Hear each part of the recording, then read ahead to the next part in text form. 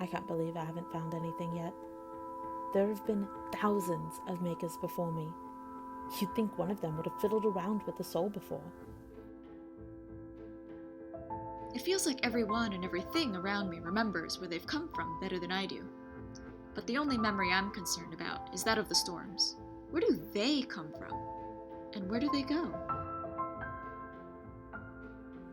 Honestly, I'm trying to make more friends. Some I can only hear. But they'll be here soon enough. After all, that's what summoning's for, isn't it?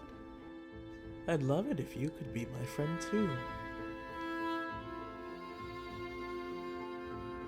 The thing is, I can't help but wonder. Without all of those pieces, even just one or two, who would you become? And the people for whom those pieces are gone, who have lost the parts of themselves that magic has decreed one small piece of a whole, but what happens to them?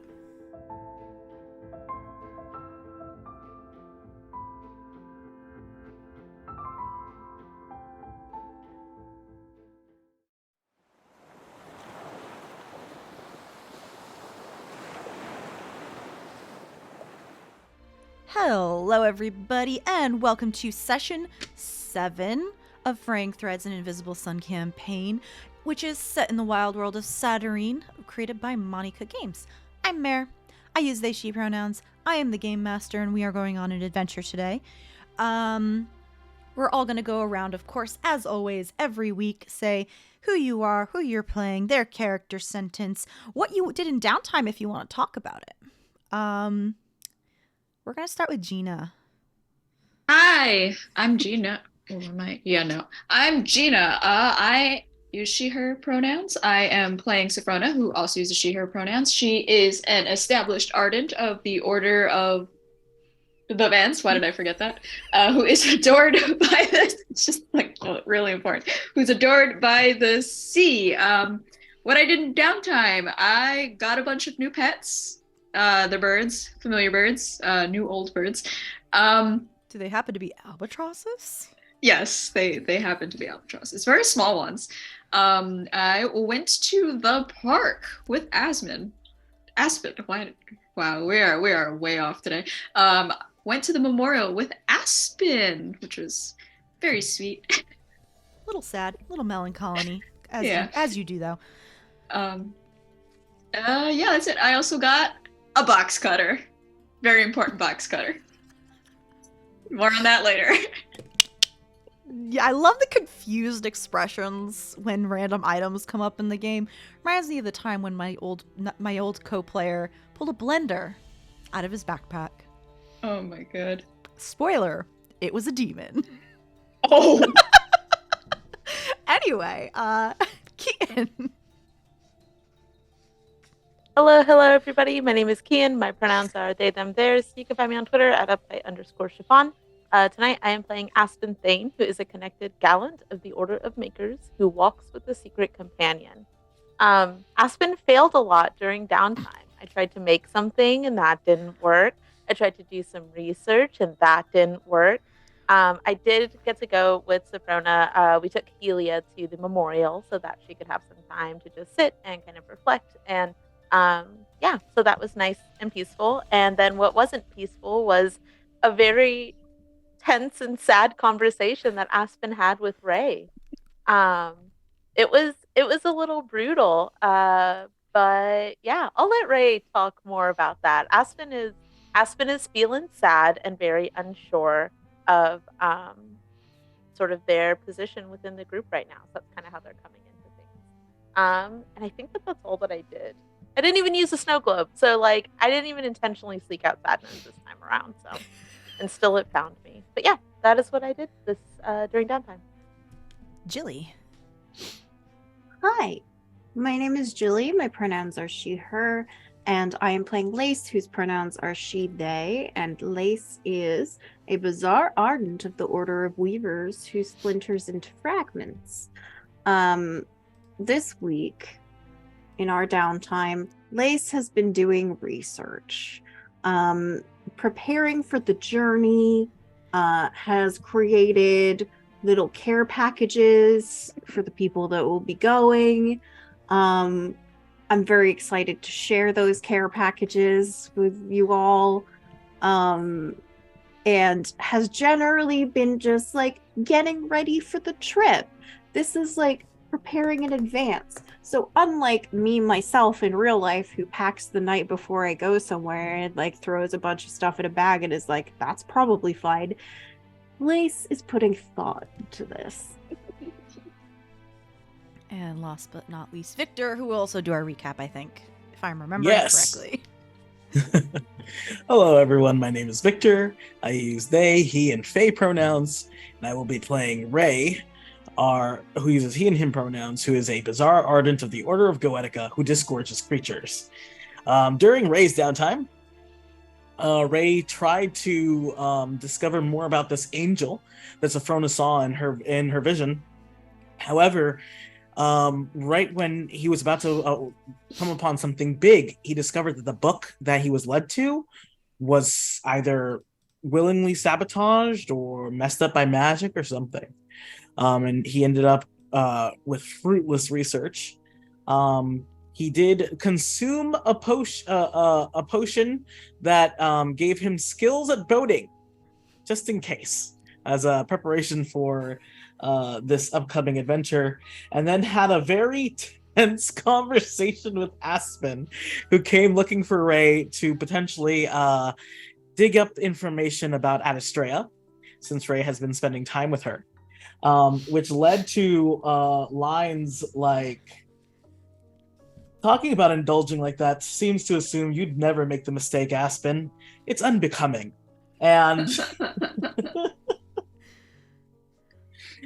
I don't know what I found out. Is it that you're sad? Angry? Have you tried to hide these things that are so normal? Ray coming for Aspen's whole life. But it ended with like a confirmation, a Ray trying to reassure Aspen that he cares about him deeply. And Aspen being like, this is too emotional for me. Bye. Compartmentalize. I would expect nothing less from us. For future consideration. It was wonderful. And I just want to shout out Kian for being like an amazing scene partner who feels safe in conflict. Same thing with Gena. But now, the reason Aspen might have been digging in is because last time we started with Lace advancing in like a really cozy way with like people in her Weaver circle having a good time, you know, getting drunk, so drunk. So drunk. There were potatoes. Yes, it was wonderful.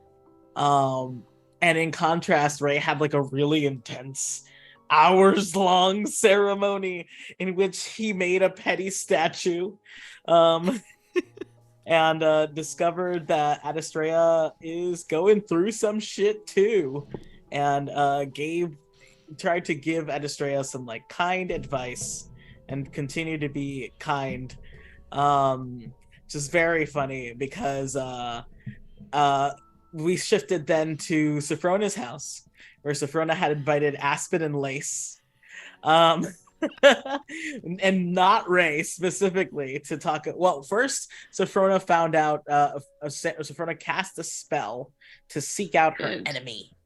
My enemy. And instead of finding any plants, she found a horned angel. More like a porcelain raven skull and a hole in its chest. Yeah. Yeah, I remember the hole. Like a porcelain raven skulled angel with a hole in his chest, manipulating something that seemed like the vines. And then Sophrona invited her friends, not Ray, to her house. And then when they were like, "Where's Ray?" Sophrona's like, "I did not invite him." And that's when Ray showed up to gift Sophrona a petty statue, which was a bunch of an albatross being pierced through by the thorns of the vines, in shocking color. They had a giant spat yelling back and forth at each other. Ray tried to leave, and that's when the sadness came. Varel, walking alongside the top of the lake, induced major grief upon all of the people who were gathered, causing Ray to lose his shit. And Lace discovering that she can shield people from emotions using Weaver magic. We learned Varel came because of an invitation from Sophrona's friend, whose name I forget, who showed her the Emerin memorial. And then we learned more about Emerin, how it fell, and more suspicions about time shenanigans. And once Varel told us everything we needed to know, the group decided that we needed to go to Emerin and see what was going on. Since out of the people who could go, all of us would be safe. At least relatively safer than plant people. Yeah. In a plant eating world. And we also discovered that the heart of the world is probably being used to feed Songbird or whatever the vines are on that world. Also, and that sus about the heart of the world. Yeah. Someone was weird about it. I wonder who it was. Can't be a young individual with a cool hat. No. Yeah. Really not. Or love. Aspen has never been weird about anything ever in his entire life. Ever. Aspen is perfect. Okay, like- just here to set an example of perfection. Way to describe But that's our Osmond. recap. Thank you for listening. All right. Before we go and travel out of the abstraction on a really cool ship I made up, we have our final advancement of the 4 of the group going up to the 2nd degree. Oh, that's me. That's you! Gena, you're at the Vancian campus with your mentor and sponsor this time around, Emery, who is just walking down the halls of the campus, leading you to the office of one of the leaders of the Vancian Order. And he's just walking next to you, and like all of a sudden, he claps you hard on the shoulder. Hey, good. hey, you ready? No, but What do you mean I you're guess. not ready? yes, I guess. Okay. How are you at job interviews? Because it's essentially a job interview. I don't think I've ever had a job. Did you go to Shadow? I'm sure you had some kind of I job in don't- that capitalistic hellscape. I don't remember. It's just Oh, okay, that's fair. blank. So Just pretend you know what you're talking about and you'll be fine. oh, that's easy. Yeah, exactly. That part's easy. Fake it till you make it. All right. Inhale and exhale. All right. Have you met any of the Tellermeric court before? Any 6 don't- degrees? I don't think so. All right. I snuck a peeky on the schedule, and I saw that you are meeting with Icarus. He's just honestly a pretty boring dude. You'll be fine. Oh, okay. Yeah. Oh, and don't mind the ticking. Okay. Don't mention it either. Okay. Vizsla shit. Yeah, basically. It's like your hair or my smoke and my cigarettes. Okay. Yeah. Makes it a lot easier. Yeah, don't worry about it. All right. And then you walk for like another minute or two before stopping in front of this average looking door, which is an office that just says Icarus, Tellemeric Court member on the little door plaque. You want me to wait around or I mean, if that's what you feel like doing, don't let me take your time any more than should. I'll feel like I've been pretend. taking- I'll pretend like I'm not eavesdropping. I appreciate it. All right, I appreciate it. break a leg. Knock on that little door. And you hear a come in. One more look at Emery, like, He gives you a nod back, step in, very, hi. and you just see him taking out a cigarette as you walk inside. The office that you walk into is very, very, very tall. Much taller on the inside than the hallways on the outside. And you know this is not a tower in an area of where a tower is or anything. And all the shelves are lined with books, as you do. Like a lot of the offices around here in the Vancian Order, there are stacks of books on the floor. There are stacks of books on all open chairs, paperwork on the desk. And actually in this one and near the window, there are like pieces of paper stuck to like the window and like it's like as if someone was trying to map something out, and as you get closer, you see like lines and question marks and miscellaneous notes. And sitting behind the desk, you see a rather plain looking man, just very dusty light brown hair, slightly tanned skin, very normal, average looking. And as you get closer, you hear the ticking of like a clock or a countdown, and you realize it's coming from him. When you approach, he stands up and extends a hand to you. Sophrona, was it? Yes. I do warn you, it's a little shocking. I will shake his hand after giving you a second to process whatever I just said. He does shake your hand, and there is the involuntary jolt of the static shock when you touch him. Like, oh, thank you for the warning. Jeez. And he looks around and waves a hand at one of the chairs in front of his desk, there is nowhere to sit, and all the books on it just begin like floating off and onto the floor. Sorry. No. It's to be expected. Book mages and all. And before I forget, the card, as always. On the Silver Sun, I pulled the Monarch. Notions, cats, clocks, and wind. Authority, judgment, the land, and the world.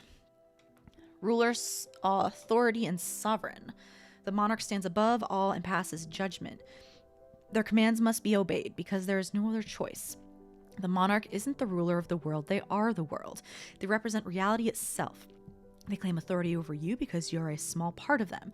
You can no longer refuse, then your little finger can refuse to move as directed by your mind. You are a gear that turns in a vast machine, and the monarch is the machine. The monarch, as their name would suggest, is the sovereign of the Notions family. They guide and direct through thought and idea. I think everyone is an ardent except for Aspen. Yes. Okay, so this is the sovereign card, +2. Everyone gets a +2 and Aspen gets a +1. Yes, sit. Emery gave me a quick heads up about you, but this will just be a interview. And if I think that you have made it to second degree with your hard work and your studies, there will be a small formal ceremony. Simple enough. So, Sophrona, tell me about yourself. We haven't had the pleasure of meeting. I am, well, it's kind of funny. Feels kind of easy to say, but I am a first degree Vance. I live in a, well, I've been, she's like really nervous. Like she doesn't really talk to people all the time. And she's like, I don't know if it's very interesting, but it's like, I live in a lighthouse. I'm just sort of talking into this interview. I've taken an interest in divination lately, and these plants that are here in Fartown. I know that I don't always have the best reputation here in the Order, but I think I've been...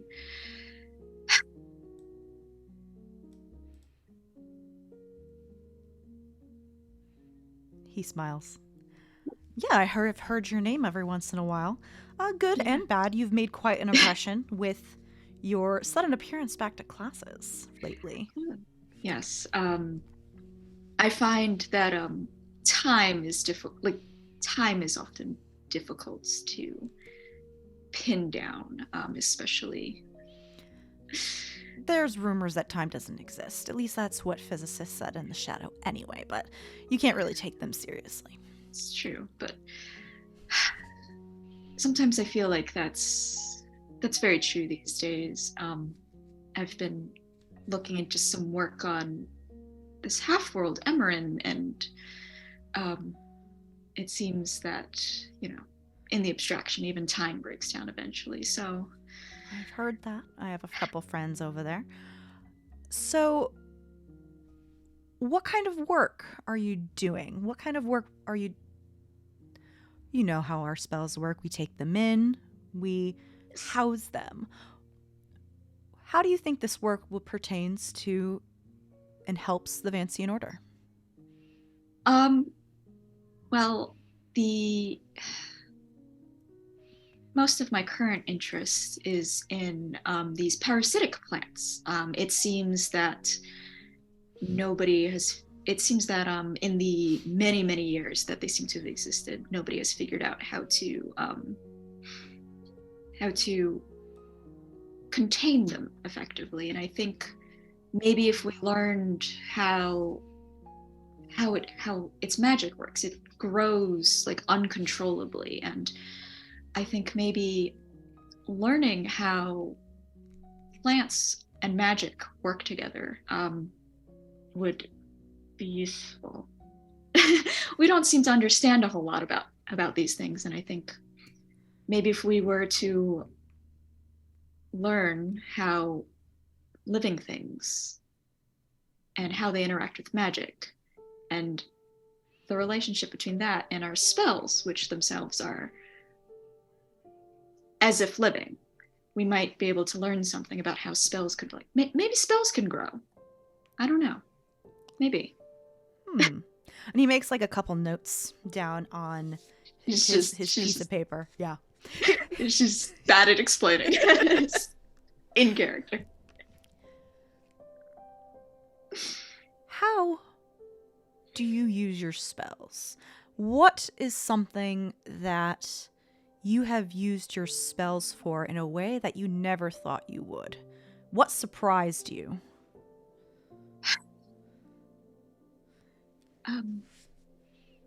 I feel like what surprised me is that one of the simplest spells just has become surprisingly a cornerstone of my work. Just Eyes of the Overworld has been very... it's been more useful than I've imagined, in that seeing unseen things, it sounds like a very basic thing that I think a lot of us have overlooked. Just What I feel like it's what made it surprising? I feel like it's a friend, she says a friend. A friend gave me a plant, and I didn't trust it for reasons that are too long to get into here. Wily little green things. Yes. Very fond of them myself, but I think one of the things that I didn't expect when I tried to inspect it, I expected to see it as something bigger than it is, or to see some sort of hidden property about it. But instead I saw that it's connected to all sorts of other, I presume, plants, maybe people throughout the city. And I feel like we don't consider as often how things, objects, people, maybe even spells and effects might be connected to one another in a large network of sorts, like a weave. And I feel like just seeing that has been useful in trying to understand maybe not spells as a specific entity, but as like magic as a whole, and maybe just how people are connected to each other as like not just as Fisley or not just as like magical creatures, but as just things, objects, that makes any sense at all. In the broad term. Broad Promise term. only 2 more questions left. Yes. As you know, after you advance to the 2nd degree, in order to advance to the 3rd degree, you need to create your own spell. Do you have any ideas and directions where you would want to go and to develop your own magic? I think I don't need a specific. I'm just curious if you have thought about anything. I've thought about, I thought maybe something in divination or something in, maybe something plant-based. Maybe a plant-based divination magic. Who knows? I don't know. And last but not least, why do you think you're ready to advance to the 2nd degree?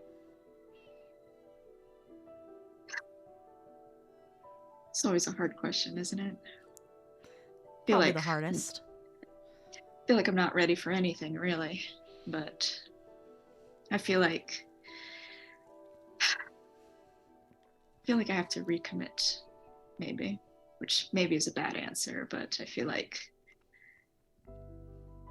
I need to be honest, at least. I feel like if I choose not to advance to the 2nd degree, then I feel like everything else will. Where am I going, actually? I feel like it's lots of I feel like. I appreciate your honesty. I feel like sometimes we need to take a step before we're completely certain that we're ready for it, before we can figure out whether or not we are. And sometimes trying to make up the gap is enough motivation on its own. He nods and then just makes a couple more notes on his paper before standing up and holding out his hand again to you. I will shake his hand again, and I think because it hasn't been 30 minutes, it won't. It has not. No, so no shock this time. Well, thank you, Sophrona. It was lovely to talk to you and meet you. I will be reviewing your interview in the notes with other members of the Telemeric Court, and I will also be talking to Emery, and you'll hear back within a day or so.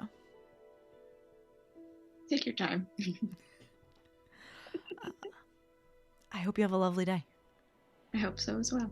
Well, and you as well. Hope we both have a lovely day. And you leave, where Emery has already lit up another cigarette. You see the stub of the first one in his hand. How'd it go?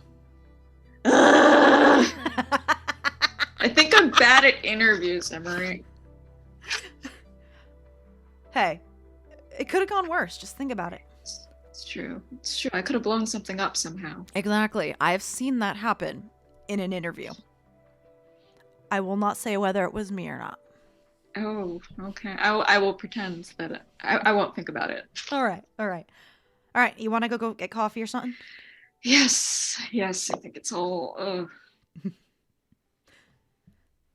And a day or two later, you hear from Emery, who heard from Icarus, and you have a very small, private ceremony where you are awarded a medallion with the symbol of the Vancian Order, recognizing that you have become a 2nd degree Vance.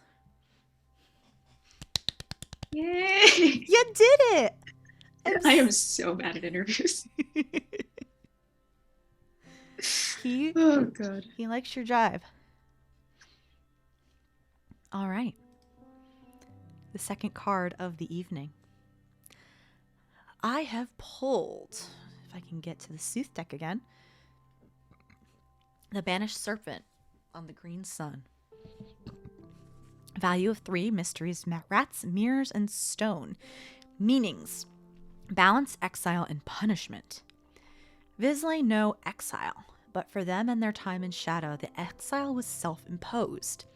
The banished serpent was cast out, sent back from whence it came. Banishment rids us of a problem, but does not bring it to a permanent end. It is rarely a true solution. Rather, it is most often a punishment. We banish those who have threatened us or wronged us because exile is what they fear. The fact that it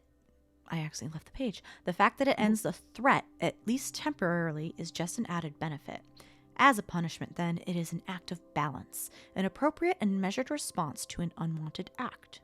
Silver magic is enhanced and gold is hindered. All right, everybody. In order to get to the half-world Emerin, you need to go to the Abstraction, which is basically located in the district of the Fade. What are your travel plans for getting there? You do have to take the train at some point, but are you meeting in Fartown first, then heading over, or are you all meeting in the Fade? I think that unless anyone has an objection, Lace will invite everybody over, and like give them their care packages, and like you probably also throughout the week have been getting like updates from Lace, like, don't worry, I'm bringing snacks, and then like at one point you just get a message that says shovel ?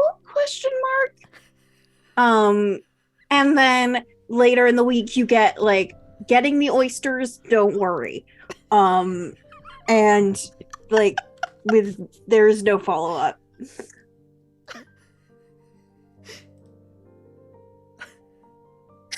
I'm just imagining these messages. Oh, sure. Am I more wrong? confusing Am than I wrong, last. Mayor? You're not wrong. It's just funny. You're 100% correct. You are correct. It's just imagining this without context. Thank you to my partner Mango for the oyster one. Okay. What was the beginning of that? Immediate license? Yeah, you've been invited over to Lace's. Yeah. Absolutely amenable to that. I got so distracted by oysters. Hope you all Absolutely have amenable. oysters. Aspen, as they are getting ready in the morning, is like kind of like, packing just like a notebook and a couple of random things, and spends a very long time deciding whether or not to bring the snow globe, and has not used it recently, but does decide to bring it along with them before he and Helia head over to Lace's home. Oh, also, I can't speak entirely for Shard, but I think that Lace will have indicated to Shard that if Shard wants to have like a sleepover, and like have friends over, then he's told like he can. So okay, I would ask Osmond. Osmond, do you feel like having a sleepover with Shard? Yes. I hear that there's going to be a couple more friends there, so be careful, be the voice of reason, try to keep Shard out of trouble. I will make sure Shard cleans up before all of you come home. That's all that we ask, darling. Thank you. And the three of us will head over to Lace's. Did you get my sleeping bag? I have it packed with me, and I, as we're traveling, lean down and put a little top hat on top of Osmond so that he looks dapper as he's walking to Lace's. Waddle, waddle, waddle. Yes. I would leave Shard some orbs to buy pizza, but Shard is richer than I am, so like realistically. Mm-hmm, mm-hmm. Ray is late to this gathering because Ray is already like in a different part of Saturnine and has to like ride back. Where in Saturnine are you? Is the Order of Goetica in Fartown? Yeah, it's in Fartown. Oh, then never mind. It's like, I was so sure that it was in another place. No, I think because the Fartown's the Vizsla district. Gotcha. Yeah. Okay, and yeah, no, Ray is not late, except he overslept. The In Goetic. a stack of books. So if you look at the map of Fartown, the Vancian Order is all the way in the most southwest corner, and then the Goetic Hall of Records is all the way in the far east corner. Fantastic. I don't know where your district is on the map, but it's there. Yeah. But yeah, Ray woke up in a pile of bucks, and arrives late with coffee in one hand and a very large sledgehammer in the other. Oh, I love our weapons here in the party. Is your sledgehammer and my box cutter. Yeah. That's what we got. So, I have everybody's care packages. They contain your favorite snacks. They have a little first aid kit. You got Band-Aids, and I'm sorry, Band-Aids is a company name. These are the non-branded version. And there's little antiseptic wipes and some Q-tips and Sharpie. Sharpie is also a brand name. A non-branded permanent marker. And then there's also a few little extra bits and bobs in there. Your oyster is in there, as are your few pebbles. I put a few extra pebbles in there just in case. I'm going to be carrying the ale, so you don't need to worry about that. Then, of course, we'll get to the rest of it when we get to the ship. But I can fill you in on some of it on the way. But if you want a cup, we can bring cups if you don't want to drink out of the bottle. Why do we have oysters? What's with the pebbles? Well, the pebbles are for your shoes. Why do I need rocks for my shoes? Well, I talked to our captain, and our captain said that if you put a rock in your shoe, then you don't fall off the ship.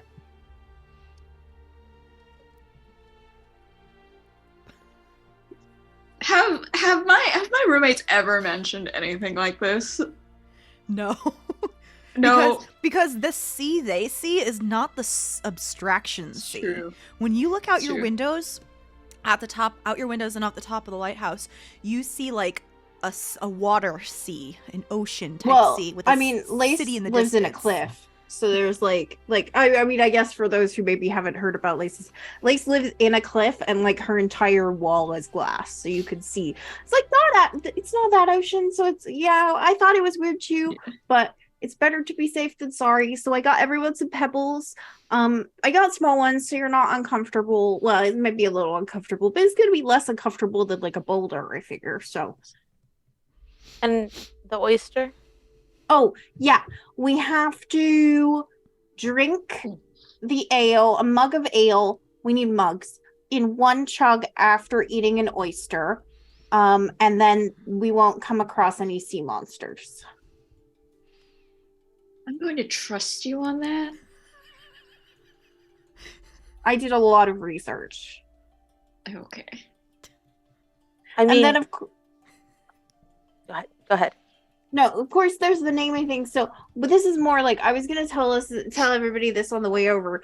But one of the other things that I learned is if you name something, the first creature that you see in the abstraction, you name it, and then you will have good luck until you find another creature with that name. So I wouldn't name it like Bob, because we might find another Bob.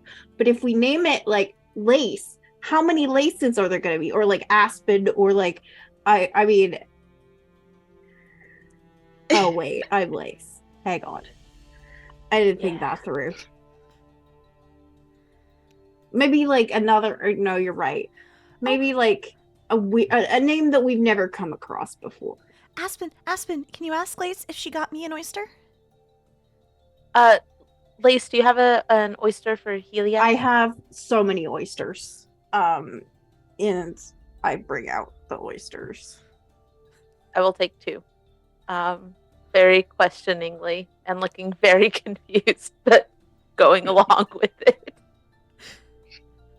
You're also not allowed to say the place that you're going to once we're on the ship. That's one of the captain's things. You can't say it because then you'll never get there. That's like the thing with the abstraction. So once we got on the ship, we can't say where we're going.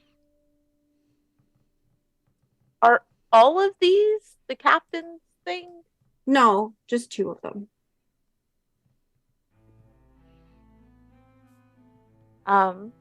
Well, and Aspen is going to look at the oysters in hand and then look at Ray's sledgehammer and say, I feel woefully unprepared for this trip. Oh. You know what, Aspen, I think you'd appreciate? Because of, like, your ghost children friends. Your, the thing about the naming the first creature, this guy who was piloting a rowboat, he told me this, and he told me that it came from a small child dressed in horses' dreams. Does that sound like an unseen child that I've seen? Potentially. Oh, all right. You don't know exactly. All right. That adds a little credibility for me. I can go along with this. See? Research. But I do still feel unprepared. Did everybody else just... Everybody seems to have gotten ready. All I've got is this pocket knife. Well, it's a box cutter. That's all I got. I'm also bringing Pocket Scrabble. Scrabble is also branded. A non-branded word game. As is Q-tips. Cotton balls! That's not the same thing. Good try. Good try. Oh, cotton balls on sticks! Okay, I sat there for 6 hours and stuck little cotton balls on sticks. What do you want from me? Okay. No, it's just Q-tips, but Q-tips is crossed out. Yeah, it really, No, yeah. it's CUE tips. Q-tips, yes. Oh, goodness. And tips is spelled with a Y. Yeah. Yeah. All right. Where is this book? It's like I have not been. Is there, along the way, this is Kian asking, along the way, is there a chance to frivolously spend some money on a sword? Probably. Yeah. I would like to purchase one sometime along the way. You Aspen can do so. Aspen is like looking around and is like, oh fuck, I don't know what I'm getting myself into. Okay, I don't have a weapon. I just have oysters. Yeah, just throw the when oysters. Aspen tries to start buying a sword, Ray is like, do you know how to use those? We'll learn along the way, okay? I'm sure that this is a long trip, and Aspen is like awkwardly trying to put it back in the scabbard and like is not at all. Let Aspen buy his panic sword. Everybody else is ready, and I'm not ready, and I'm afraid. So I'll protect you. I mean, I'm sure that you will, but I feel very unprepared. Ray does have a very large hammer. Ray does have, indeed. Ray's quite a also large just very big. No one That's hears true. this except Aspen. Oh, I was agreeing, but I didn't hear it, so I don't agree. I would But you just would. to Helia that you're not wrong, darling. Maybe But maybe not a sword, maybe like a knife, a money dagger. the money has been spent. Okay. No, swords are good for like intimidation too. Like maybe Aspen, you should practice like holding it up, like you're gonna hit someone with it. I don't know how swords work. Aspen at first would hold it like a double-handed baseball bat. Yeah, that seems Which right. like this hurts Kian because Kian understands how to wield a sword, but Aspen would take no tips from anybody, would absolutely not accept anybody's suggestions on how to better wield this. You hurt yourself. Lace does not take stage combat, and thus does not like is very impressed and is just like, that is really intimidating, Aspen. See, somebody believes in me. At least somebody in this group believes in me. It's very I'm not pointed. saying that I don't believe in you. I'm saying that maybe this is a panic decision. The sword is in the scabbard miraculously. Aspen has not injured themselves yet. It looks really cool, though. Thank you, Helia. I appreciate you. And because nobody else would be able to clock that this conversation is happening, because it doesn't appear to take any time because of the Forte ability. That Forte ability does cost sorcery points, though. I will use it because this feels important. Okay. Aspen would just tack on quietly to Helia. I have to have something to protect us because I don't want to have to rely on anybody else while we're out there. Speaking of protection. Oh, I didn't hear that. I'm sorry. But we were talking about protection. Hold on. But are you going to protect them too? I will do my best, darling, but Don't. It is most important to me that you and I make it out of this. And you were there for the conversation with Ray. But I don't want to have to rely on other people in this. But it's okay to do so. We've had this conversation, Helia. But let me do this. Okay?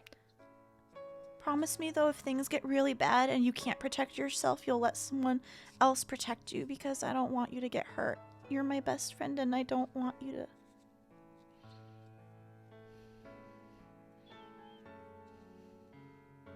I won't get hurt.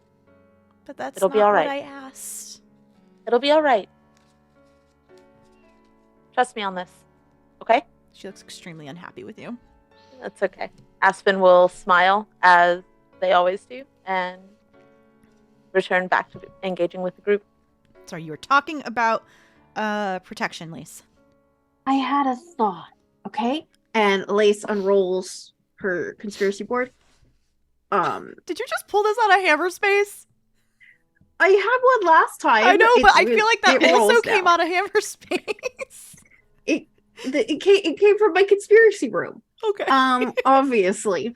So I open it and I say, okay, so potentially we may be engaging with hostile plants. I think that is fair to say at some stage.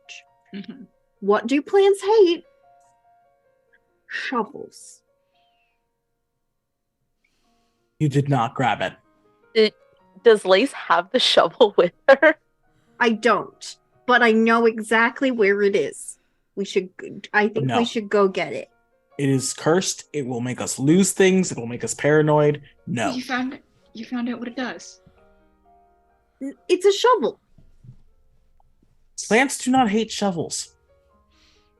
If I were a plant, I would hate a shovel. You would like a shovel because it means repotting. It's true. It is true. If I think that these plants that have been popping up everywhere seem like very hostile to being moved. I don't think it's a good idea to get the shovel, though. Like, I'm bringing it to the group because it feels like the natural enemy of plants is shovels. listen, I have it covered. I have this box cutter, which is useful. Trust me. I have a sword. That's Also, true. Sophrona, Yes. I know I gave you like an actual title name for Yeah. the pocket knife, but it Yes. also says what you originally purchased, like engraved on the side, Yeah, that's it. like in fancy font. Like, Yeah, like she's holding this like red box cutter. It's a simple, it has like, let me read this. A simple box cutter with a dark red blade, and it has like engraved on the side like "Weed Be Gone." So, I mean, that could work. I just thought that like it's at the observatory. The shovel is at the observatory. And I don't know how it got there. I just know that it's there. it's not important how it got there. I don't know. I'd rather us not, as Frey said, lose things. Well, I didn't know that you lost things, Ray. Yes, one of my sculptures went missing. That is unfortunate.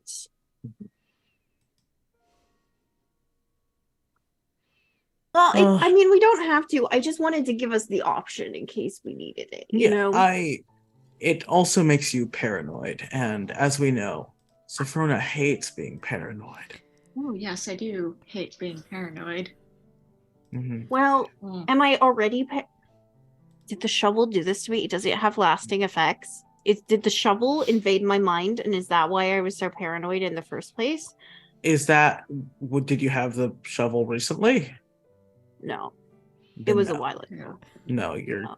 I think you are thinking, because strange things are happening. I think you are thinking very clearly, for one such as like I think you're thinking very clearly. As y'all Meanwhile, are we should keep an eye on Sophrona, because if she gets more paranoid, she might destroy the ship we're sailing on. And Ray starts walking. okay. 'Cause, As you are um, making yeah. your way towards the Fade and you're heading off the train, the Fade itself is just these multiple islands of land that were Saturnine with buildings atop them, connected to the mainland by giant chains so they don't go floating off into the abstraction. It's a very quiet district. This is also where a lot of the emotion mills and where like all the emotion leaves are made. Like this is where the industry district is. There's a lot of shops. There are apartments called the Houses of the Winged, where there's like a couple floors at the bottom, and then the rest of the apartments are like floating in the air above the city. But where y'all are going is up towards the docks, which are the northernmost part of the district. The the docks are also near the sunship berths. So they all just kind of share one general area for incoming and outgoing travel. So as you're walking down these streets... Low battery. Low battery. Ooh. Low battery. Okay. Hopefully we don't lose you, Gena. No, that is a fire alarm that is on my in here somewhere. Okay. The incoming and outgoing travel. As you're heading towards the more the abstraction ships that would sail the abstraction, you see these large docks for sunships, which you would all know that sunships are these really large creatures that serve as ships that travel between the suns. They're like a very large, like whale-like creatures with a humanoid face, many of which wear spectacles. And if you're traveling if you are traveling from one sun to another, you would enter the sunship, and then they would spit you out when you get to the sun that you need to get to. But you are not heading for those, and also you will probably never get on a sunship anytime soon because one ticket is 10,000 crystal. Oh my god, that's so much money. It's so much money. Yeah, it's ridiculous. Instead, you head towards the other ships. And before I forget, I'm going to pull the next card, which on the blue sun is called the Unknowable Truth. Value of 4, Secrets, Ravens, Books, and Flames, meanings truth, searching, and futility. The Raven stands watch over the unknown. As we strive for understanding, the closer we get to the truth, the farther away it becomes. We know this to be true, but only after we've made the journey. The truth we learn is that we cannot actually know the truth. At the heart of the Secrets family, the unknowable truth is the ultimate secret, the secret that cannot be, by its very nature, learned. But we still try anyway. It is futile, and yet it is productive, for when you climb an infinite mountain, you're still moving forward. Indigo magic is enhanced, and gray is hindered. And Lace, I'm assuming you're leading the way since you've been here before, but you were all given a general map or like set of directions for how to get to Emerin, as well as the name of the captain that Varel set you up with to get you there. You would all know, and as you're getting closer, that Lace is leading the way. Your captain is an individual by the name of Riley Shenanigan, who pilots a ship called the Indigo Dreamrise. And as you're getting closer and Lace is leading the way, eventually you become upon there is no better word for it, ship, a vessel. And it is a hot air balloon with a very, very long basket. And what you can see are, in the front, thousands, maybe not thousands, but a lot of strings attached to it. And attached to all those strings, hovering front of the ship, are many, many, many origami cranes. And as you approach, the captain stands up and removes their hat and bows to you, Lace. And you see Riley, who is a very broad-shouldered, tall black man, just look like a little shorter than you, probably like 6.5 feet, not 7. And as he removes his hat, you see his very shiny bald head and a broad smile with a bushy white beard, and he bows. Ahoy, Lace and friends. Welcome. Ahoy! And Lace is like extremely out of her element, but brings out the box and says, "Here are your crab rangoons." Thank you. I have been craving them. Yeah, I cooked them a little bit under. Like, they're cooked, they're fully cooked, but if you want to like heat them up, then you could do that. So it won't like burn them up or like overcook them, you know? Perfect. They're gonna be perfect. I like them cold. Are they cold or warm right now? They're cold. Yeah, they're cold. Yes. Thank you. But hi, hello. I am Riley, the captain of this lovely, beautiful vessel you see before you. Who do I have the honor of meeting and bringing out into the abstraction today? My name is Ray. I am usually a crafter in the city. Nice to meet you, Ray. Ray made that really cool statue I showed you. The one with the and like Lace makes like a shape with her hands that could be any of the statues that Ray has created. You got a real good skill about you, Ray. Thank you. I hope to be featured in a gallery soon. Good But luck. for now, he pats the hammer, and he looks at the captain. He's like, "For now, well, make sure these three don't get into too much trouble." Honestly, the biggest trouble you all need to worry about is not falling off the ship.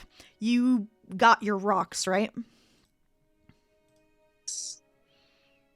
Lace made sure that we were very well prepared. Lace I and packed extra rocks. Perfect. Lace and I had a very long, lovely conversation. Taught her some of the ins and outs of sailing on this specific sea. Hopefully, even if you do fall off, hopefully you won't.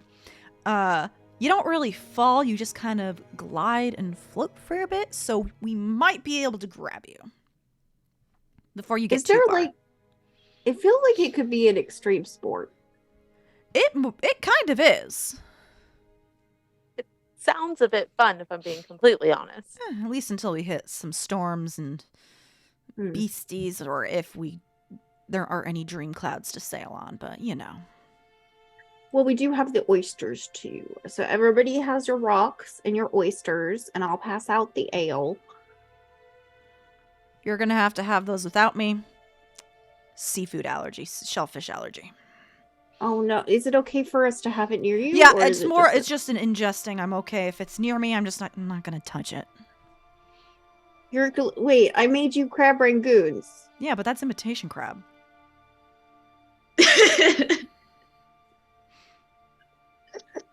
I can have fish. I just can't have shellfish. Imitation crab's made out of like pounded like fish. It is, yeah. The hot dog of the sea. I learned that like the other day. I mean, I'm learning new things all Yeah, the time, clearly. I have a lot of imitation crab. I can verify this. Like, the ultimate betrayal for drawing that card on my downtime would be if he told me what his favorite snack was and I killed him with it. Also, food in Saturnine isn't necessarily created or gathered in the same way that it is in Shadow. Like, you can conjure something that tastes like beef. Sure. And it's not actually beef. It's magic weaver crab. Perfect. But yeah, imitation crab's made out of fish, so he's fine. It is. Gotcha. Oh, goodness. Goodness. Aspen says, well, my name is Aspen and is struggling at the moment to zip down the knee-high boots that Aspen wears all the time to put a pebble in the bottom of their shoe. Because while they said it was true, Aspen did not believe it until this moment. And so now is having to finagle to get this pebble into the bottom of their shoe. I feel like Lace looks a tiny bit smug. just like a little bit. You gonna be all right, kid? Well, I have rocks in my shoes, an oyster in my bag, and a sword. So I think I'm as prepared as I can be for this adventure. Isn't the sword so intimidating, Riley? I'm going to show it off. Nah. You're a bit too scrawny to be intimidating. Sorry, kid. All right. You didn't have to say it. That's Listen, rude. the seas are harsh, and sometimes you just gotta accept some facts when they're thrown at you. Well, thank you. And what about you, my dear? I'm Sophrona. It's basically it. I don't think I should bore you with the rest of the details of my life. Well, I think out of everyone here, and he kind of motions to your hair, Oh, yes. you'll probably be the most at home here. Maybe. I do live in a lighthouse, but it's a very different kind of sea. There's some similarities, but all right. Before we get on, I don't know if Lace has already told you, but once we have started sailing, we do not talk or name the destination. Well, we can talk about it, but you cannot name the destination. Big bad luck, big superstition that if you name where you're going on the abstraction, you're not going to get there. So, Varel did talk to me and gave me some pretty clear instructions, at least, because I've never been there, so I'm quite surprised. When we're on the sea, don't worry, I have sailed it many times. Just be warned that you might see some weird things. The clouds, and he motions to like the vastness of the void of the abstraction behind them. The clouds come in from the blue sun, meaning they're snippets of dreams or sometimes memories. So if you see something in the clouds, don't be too alarmed.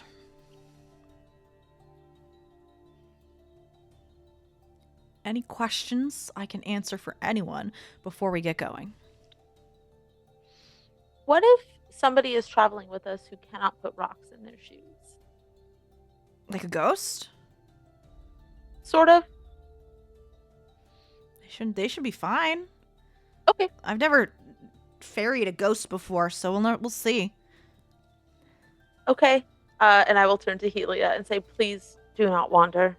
Please stay close. Just... I'm going to be holding onto a rope the entire time. I appreciate it dearly. Ghost friend? Talking to your ghost friend? Yes. Their name is Helia. Well, Helia, good luck. I hope you don't fall off. I desperately hope that as well. Are we allowed to walk onto the ship? Can I walk onto it? Yeah. Aspen is like trying to get away from the conversation. Yeah, he as soon as he's done with that, he steps back and motions towards the very long basket of the hot air balloon. Yeah.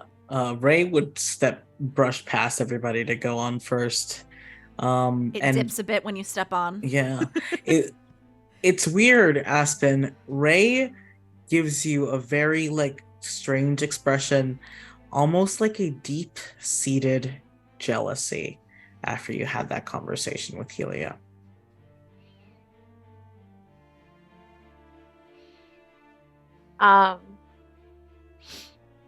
Aspen's face once again does the weird dancing that it does when too many emotions are trying to come on at one time, and eventually just kind of settles with a small smile and a nod and would follow on but doesn't say anything. All right, once we're all on, we will set off. You should have your ale and your clams now. Oysters, I don't remember. I don't partake.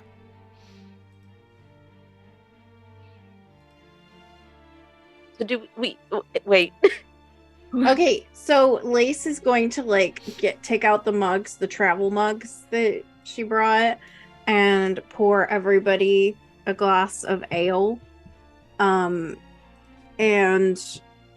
then she's gonna say, okay, so everybody, we need to eat the oyster and then drink the whole mug in one chug.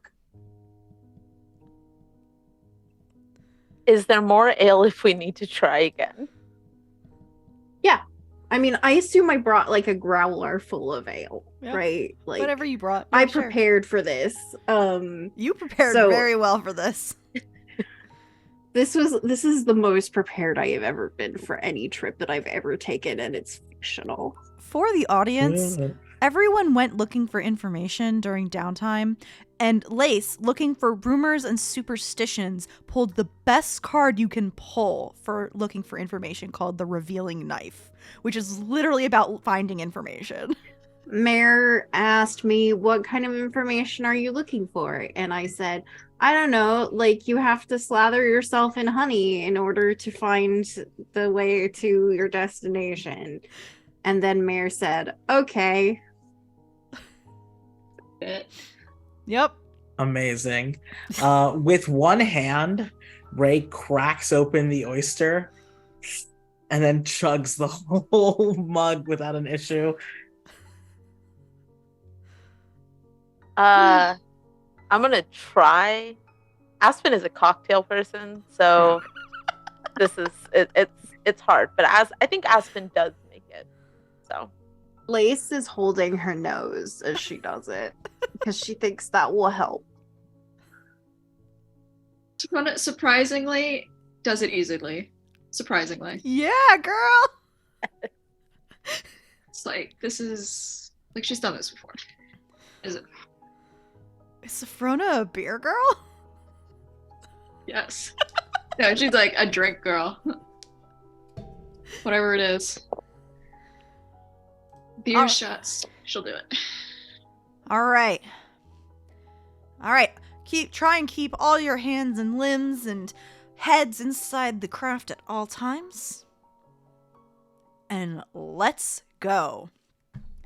And then he lets out an ear-shattering like whistle between his fingers, and all of a sudden, all these hundreds and hundreds of cranes begin to flap with the sound of paper moving back and forth as the origami cranes begin to fly and move forward into the abstraction. They can't get a lot of vertical lift, but they do get just enough where you are able to glide from cloud to cloud as you continue off into this void. All right. According to your friend Valrel and her directions, we should be getting there in... I don't know. It's always hard to say in the abstraction. Y'all heard about that saying? About out here? About the abstraction? Which one? How, everything happens slowly out here. Even time breaks down. Yeah. I read that in a book. Yeah, pretty common saying around here. And his hands are moving slightly, and as they're like moving, the birds will move in the direction that he is gesturing. Yeah, it's kind of similar. It happens out here. One time, same place, 2 different trips, 1 hour versus 5. It's true. It happens. So I don't know how long it's going to take to get there, especially since I've never been there, you know? Well, I think we understand. These things take time sometimes. It's sort of a malleable situation. All right. Hopefully you don't have anywhere you need to be. No big parties or meetings. No advancements. We don't do very well at parties. Oh, that's unfortunate. I sorry. do fantastic at parties. Speak for yourself. Collectively, we don't do very well at parties. Okay, yes, that's valid. All right. I'm not going to pry too much, mostly because I do need to focus on making sure we do not drift downwards into oblivion and eventually fall and get torn apart. That would be preferable, yes. Is there anything you would like to talk about as you begin your unknowable amount of time trek into the abstraction? Ray has something very specific he wants to ask Sophronia about. She is on the lookout for weird ass clouds, so she's not really doing anything. Yeah. I mean, Ray would walk up and is just like, I have a question. Yes. Why does that knife say we'd be gone? It is in case the weird parasitic plants give us any trouble. You know, to anyone who doesn't like you, you are just as parasitic as a plant. Oh, that's more your problem than mine. If something wants to live and it can find a way to do it without harming people, our first attempt shouldn't be, I have this thing that can kill it. Do you understand what the word parasitic means? It does not mean without harm. You think that it can only exist parasitically. You have no proof of it.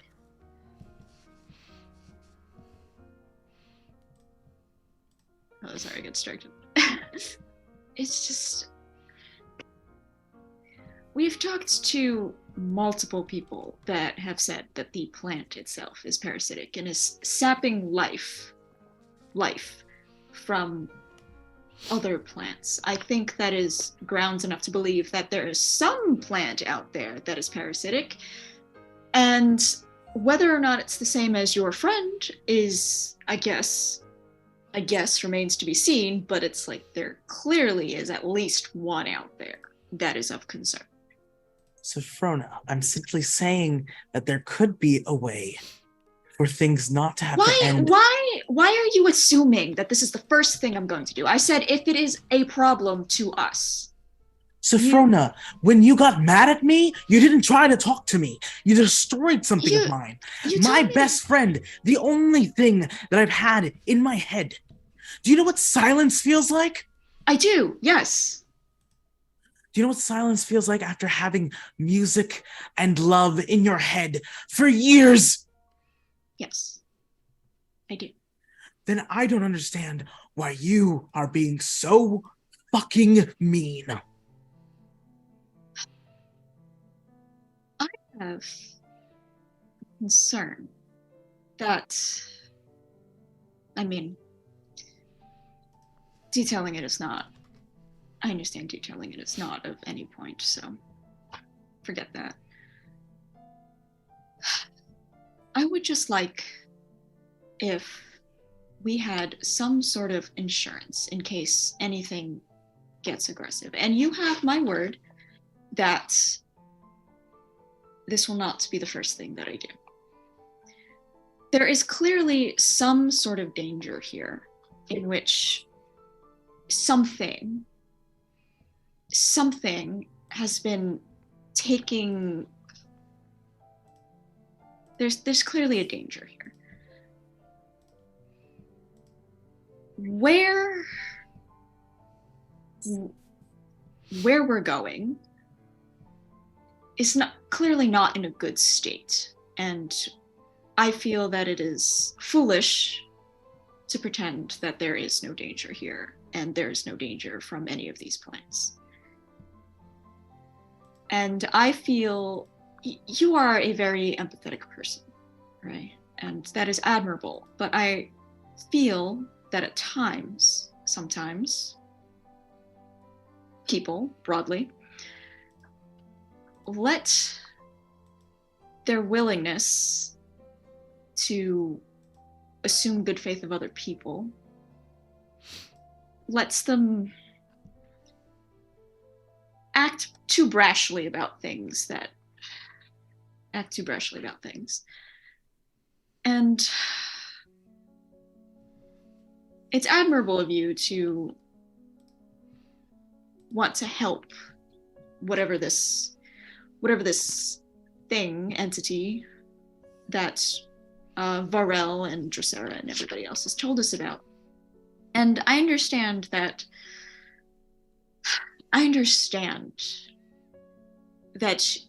you want so strongly for this to not be lonely because you identify with that. And I understand that there is fear in this, whatever it is that is taking over the place that we are going to. But I also wonder that if being afraid of something or being lonely doesn't give anybody enough rights to take space or to overrun anybody else. And especially if it's something as simple as being afraid to die. Everything dies eventually, and trying to escape that at the cost of everything around you is not actually, that's harmful to everybody else. And I sympathize with that fear. Everything that breathes and doesn't breathe, but figuratively breathes, can sympathize with that. But I don't know how we got here. I don't know. But I understand it's complicated, and I understand that everybody has something to lose here, but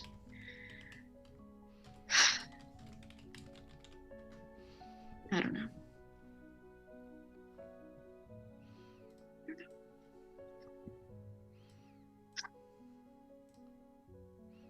I feel like I've lost the thread here.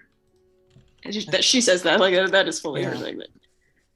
Ray looks at Sophrona and is just like,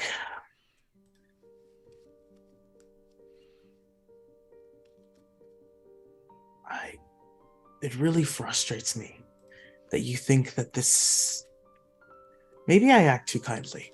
This is not out of goodwill. I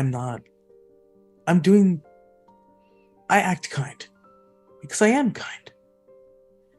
But me trying to save my friend is not me giving the benefit of the doubt. If they fucked up, perfect, I can help them fix it. But please don't misunderstand what I'm doing as me trying to be empathetic. This is me being selfish over one thing. It's a big thing. And so I guess the end of this conversation is, be careful where you use that knife. Because I will try to stop you if you aim it at Songbird. Of course, but I warn you, the kind thing to do is not always the compassionate thing to do.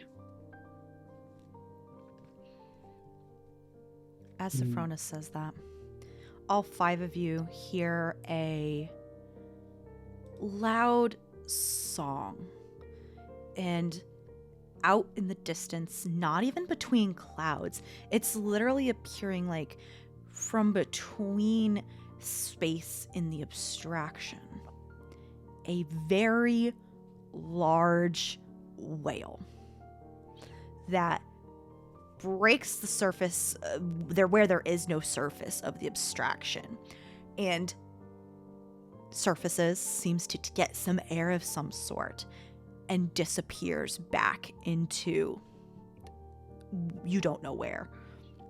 And kind of a wave, as if water and waves, pushes up against all of you and the ship. And there's some rocking and a little bit of rocking in your bones. And it takes a moment for Riley to get the craft back under a little bit of control. Is Lace aware that there is an argument happening. I think it's It's fair to not. It's a classify it as long. argument. It's a long basket, but it's not that long. All of you I are feel within like earshot. everybody is aware of what everybody is doing in this absolutely. basket. Yeah. I think Leia just like leans into Aspen and is like, I feel like I shouldn't get involved, but I also feel like I should really get involved.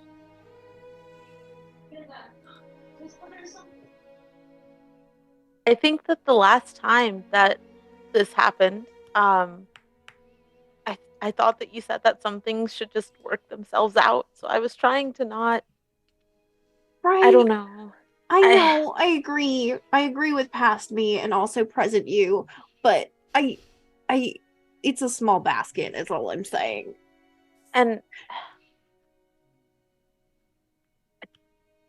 I don't want to share things that are not mine to share. But Ray is having a really hard time with this.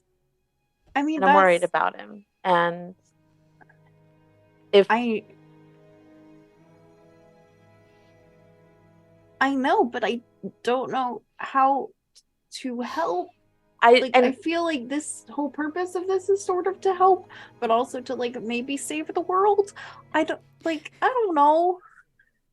If this is a way that he can get his frustrations out is by talking to Sophrona about them, then I feel like it makes more sense to let the two of them manage this. Yeah, I guess. I mean, if they start actually fighting, we're gonna have to like stop them, right? We will, but the reality is that all of you are right. I am very incapable in combat. No, I mean, I'm just gonna like, my thought was like Weaver like bubbles, like it's kind of like a get along shirt, but like a bubble. Is trapping them together gonna fix it? If they're... Are you saying there should be two bubbles? Possibly. As Okay, you're having I'll work this on that. conversation, you all hear once again this loud keening. And the same wail you saw before, maybe not the same wail, but a similar wail that you saw before, surfaces again to get air. And it sings a loud song. And then another wail surfaces and falls back beneath the quote-unquote surf. And you hear it singing again. And as more and more of these wails begin to breach and sing, all 5 of you can begin to see storm clouds rapidly forming. A swift, hard wind knocks against the side of the ship. And I need everyone to please make me a dodge defense roll to not get knocked over. Who put pebbles in their shoe? I would have done it. Okay, you I get an told extra everyone +1 to put pebbles. to your rolls then for following superstitions that are Love not it. a superstition. Mayor, I have a question. Yes. Can you get pluses from multiple sources, or is this like Yes, you you only can. get? Cool. Can I use my newly acquired skill in sailing to assist me on this dodge defense? No, because there are actually skills that have to do with like balance and stuff. This would be okay. more of, like not getting knocked over. Gotcha. What instead is of, like, my actually dodge defense plus? Like, did I just roll the d10 and then add a 1 for my pebble, or is there like a number I should be adding to it? So If you're skilled in dodge defense, Which you I are. don't think you Am are I? because you are splinters into fragments, so you get an I automatic am. +1. I'm so good at that. Does resist have anything to do with this? Not with dodge. Okay, I couldn't remember where the overlap was. all right. I have a 6. 7 on the die. I rolled a 10, so I'm going over the edge. So what did Lace get? So I got a 6 plus 1 for being a splinters into fragments and 1 for the pebble. So 8. 8. Cool. As this wind hits and the hot air balloon jolts and rises, all of you see Aspen floating high into the air and beginning to float off course. And this is where we're going to go into a an action scene. So I need everyone to please roll me a movement-based check for initiative. Movement. So you can use So I'm movement. So Aspen on a 10 is floating? You rolled a 0. It's Dude. a Yeah, 0. 10 is a 0 here. Oh, I thought you rolled like a 9 plus 1. Nope. Oh, And I was no. like, damn, a So real sorry. 10. Nope. Well done. So it's Gotcha. plus Which of movement, these- right? You can Or can no? spend movement Bene to add to your venture. All right. Which of these die rolled badly in tests? 3. That's it. I don't think 4. I get a plus for this, right? No. I'm not gonna spend anything. I'm already fucked. What'd you You roll? did not roll another 0. Absolutely rolled another 0. Cool. Freaking. This is so. Just for the record, the item that I tried to make and then had mishaps, I rolled double zeros on that. That's Oh. what happened there as well. So Lace, I'm. what'd you roll? You also got a 0? Okay. Jeez. So we're gonna Amazing. go a couple minutes early to break, and then we're gonna come back, get into the action scene. All right, everybody, we will be back soon. Please get up, pet your pets, hydrate, and we'll be back soon. Bye. Bye.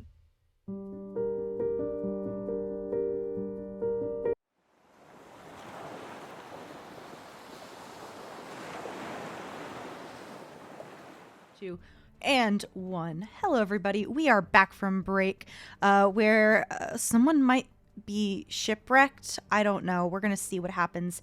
We have entered a combat scene, and just a reminder, everybody, if you want to pay us for our awesome heartbreaking work that we are doing in the amazing story we can tell, we have a little pally called Threads Tip, which I put in chat. But all right, we have hit action scene, meaning shit is about to hit the fan. And what has happened is a bunch of these whale type creatures have been breaking the surface of like visibly nothing. There is no sea, there is no actual ocean. They're not even like jumping up from the clouds. And they have begun singing to each other.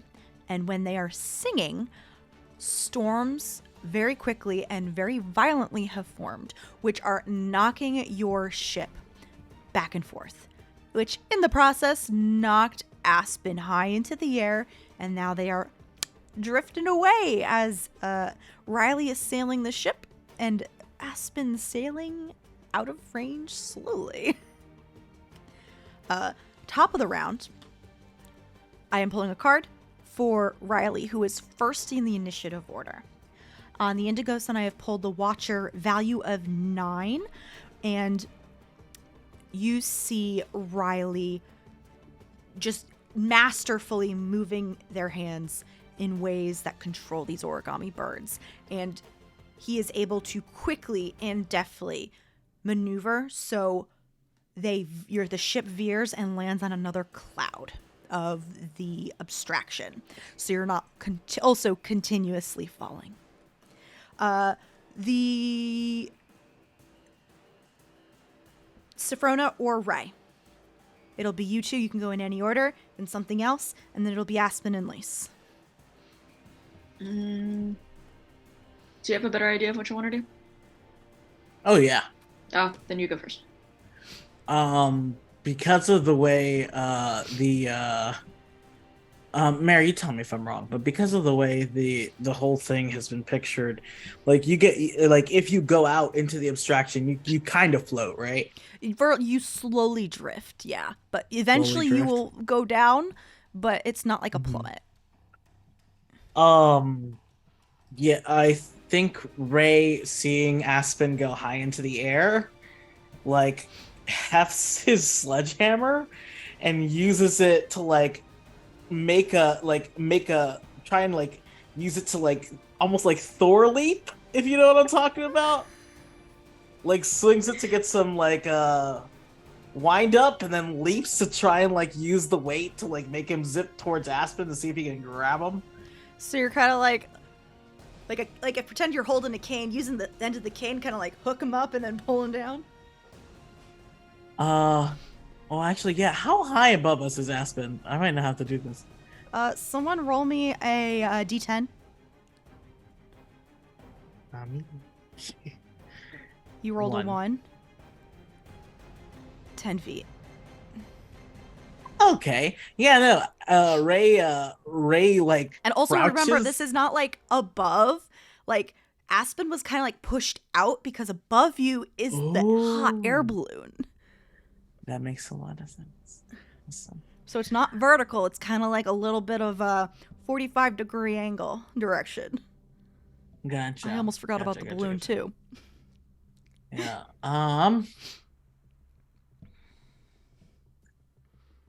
Yeah, no, I think Ray just it's a boat. It's got to have rope somewhere. Ray grabs a rope, not knowing if it's tied to anything, and leaps out after Aspen. No, he's not that stupid. He'd tie at least to the sledgehammer, and leaps out after Aspen Where's the sledgehammer? on the boat. Oh, okay. So sledgehammer, boat. Sledgehammer Ray. boat. So yeah, because I thought Aspen was above, I was doing some silly shit. So real talk. Ray, quickly tie around hammer, leap out to get Aspen. All right, roll me a jump check. Gotcha. Silly shit as opposed to jumping out of the ship. 5. All right, you're able to get there. Okay. That's about it. That's all you can do this turn. Gotcha. Safrona. She's like, oh my goodness. Can I make sure that this knot that Ray just tied is like actually like a good knot for whatever this purpose is? Like, we're not like. How'd you tie your knot, Ray? I say I can use sailing for this time. I could say 'Cause you can it's use knots. sailing for this. So it's like a good boat. Where on knot. the sledgehammer did you tie it, though? Towards the like head of the hammer. On the It's hilt? just like- On the handle? Huh? On the handle. Yeah, though. on the handle. Okay. Yeah. Safrona, I'm not going to make you roll for this because you live with individuals who take care of a lighthouse and also know knots very well. Ray did a really good job with the knot, but Okay. it's on the handle, and like it can eventually get pulled off the handle. Oh my goodness. Like, That's fair. Yeah. yeah. Oh, goodness. Oh gosh. Okay. I don't know if I have anything to weigh it down. I don't have a cap to put on the thing. Gosh. You have two hands. I have two hands. Yeah, that's what I was worried about. Can I just try to weigh this rope down? Sure, with what? Can I just like literally like oh my goodness. Stand. I'm like too small for this. Yeah, no, it's literally like, can I just like throw my weight on this thing to make sure Yeah. that it doesn't like Yeah. it doesn't slip up. There's some weird gravity shit going on, sure. Yeah, I will just throw my weight on this rope to make sure the knot stays down. Okay, you I can don't, start. I don't have a lot else to do. You can do that. She weighs Alright. like 100 pounds soaking wet, just for reference. These, as Safrona is throwing herself on the rope and the hammer, as Ray has thrown himself off the fucking ship, I guess, you all, at least those who are kind of semi-paying attention to your surroundings, begin to see these storms rapidly moving towards you. And they are falling on top of buildings and structures you cannot see. This is what I was looking out for. Now I gotta attend to this rope. The clouds beneath you are roiling with images of dreams and aspirations of folks from the blue. Aspen and Lace. I would like to go. Sure. I am a second-degree weaver. You are. I would like to weave a net to catch these idiots. What are you using? Moonlight, which is one of my Okay, but what qualities of your... I ask this every week. Yeah. No, I have it open. You should Yay! be proud of me. I have it open. It's open. I am. I would like to use sky Okay. and space to like scoop them with the moonlight. I want to Sky scoop. in space. And I think you can technically weave up to 3 qualities, right? Or is it only still I 2? don't- No, it's I only think that's it's third degree. Okay. 2 for now. I can But say I you want can 3 kind real of- bad. I can definitely say you can try and do that. Oh, here's my thingy. Hold on. Can you read off the qualities of the ones under Sky for me? Because Sky might not. It seems a little off, but it might be the best option. What are your other options? I have I have Infinity, Moonlight, and Freedom. Freedom is the opposite of what I want because I want them here and not there. Mhm. I want to like wrap them up in bubble wrap. I guess softness maybe as like That might be a little better. movement. I guess I could see. I was thinking space because like I was bringing them, but I guess movement could also work for that. Yeah. Okay. So yes. So I'll say what you can do is, in order to catch them, I will say that, are you trying to catch them or move them, or what are you doing? I'm trying to catch them, and well, can I only do one of those? Yes. Okay, I will catch them so they don't go any further. So they are just in this like little. Where is it? Yeah, so I will say that if you want to catch them, you can do, they're still pretty close. So this will be force sorcery if you want to do telepathy at close range. And if you want it to affect both of them, you need to bump it up to 5. I'll do 5. Lise is like, this is a stressful enough trip. We need to solve this problem. Yeah, so tell me what what you do and what it feels like to Aspen and Ray. So I think there's like a deep, abiding sigh. Like Lace isn't mad; she's just disappointed, and It's not his fault. She moves her hands together, and it almost looks like she is actually weaving. And I think pinpricks of light start moving with her hands, and then she does a gesture that kind of moves to encompass them, and there is a shimmer. It's not bright, like it's not lit, but there is a shimmer of something that seems gossamer around them, but it is darkness mixed with pinpricks of light. You're in a bubble.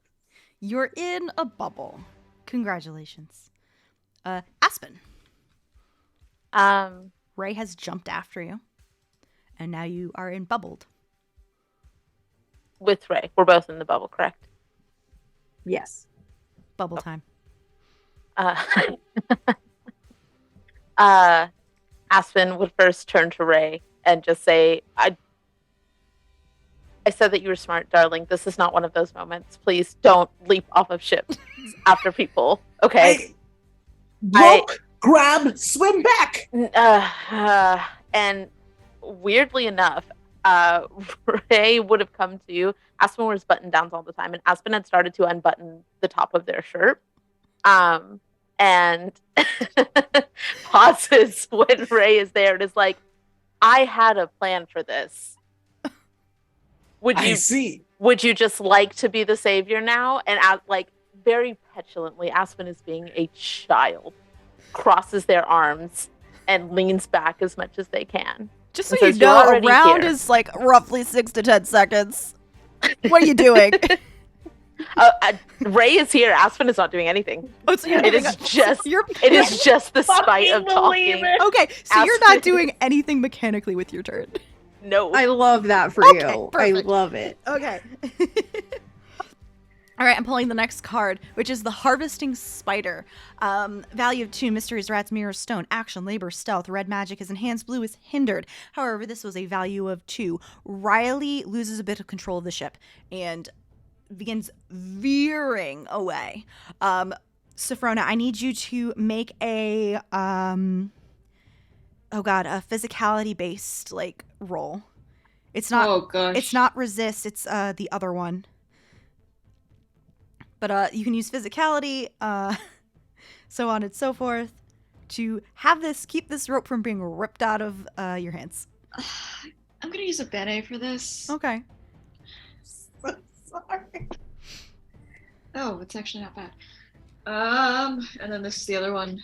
You only roll once if you didn't use a sortilege. The first one was a 7 Okay. on the die. So you used a bene, that was an 8.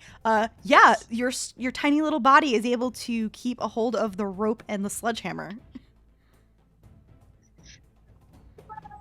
Guys, folks. Ray. Ray is like, I think Ray's in shock about this what's it called? Child? This tantrum Child? in the middle of a fucking, because Aspen never told Ray. Listen, Aspen, like, Ray starts to say something and it's just like, here's Sophrona, and it's just like,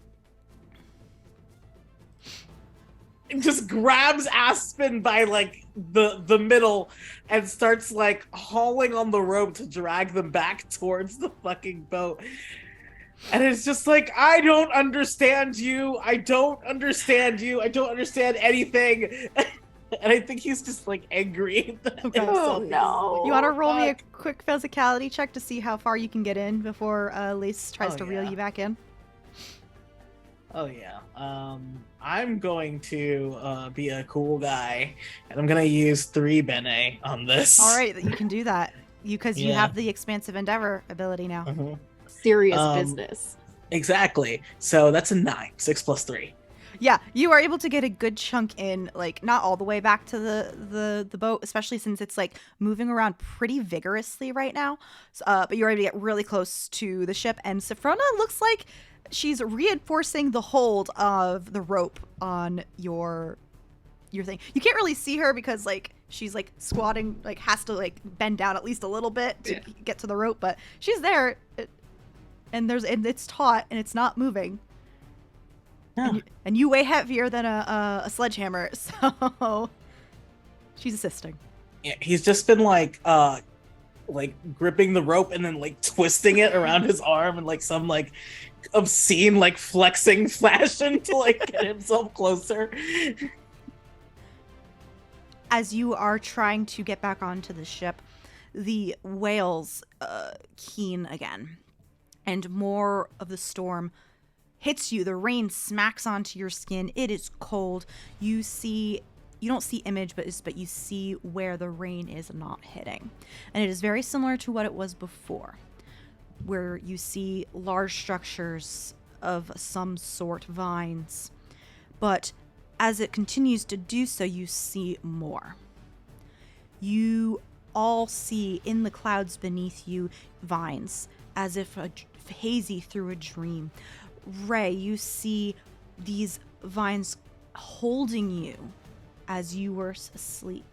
Lace, you see your vision again, holding this bright shard of minerals as vines move past you. And the most surprising thing that you see, that is not in the clouds, that is not in the storm, flying by you so very fast, is another ship. It is being pulled by hundreds of origami cranes and a basket and a hot air balloon, and it zips by very quickly as you go in opposite directions. Can we see anyone on the ship? It's us. The loop. It's the loop.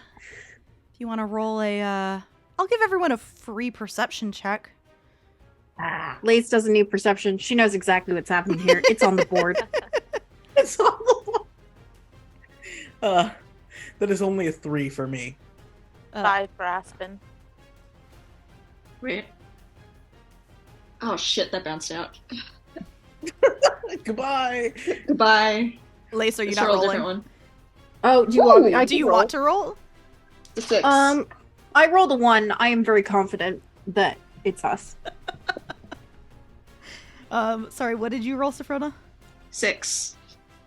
Sophrona and Aspen definitely see y'all on the other ship. Oh my god. What? Lace and Aspen, it is your turn for the initiative order. What did I say?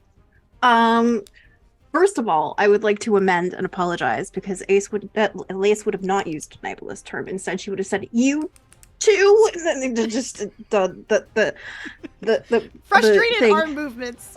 Yeah, frustrated weaver gestures. And so now that they are in this, my goal is to bring this net to the deck and like stick it there, like. She could deal with letting them out later. Right now, they should be in the basket. So I want to bring it to me. You can put them back in the basket. It's like basketball, only different. And I think, like, I don't know that Lace is being especially gentle.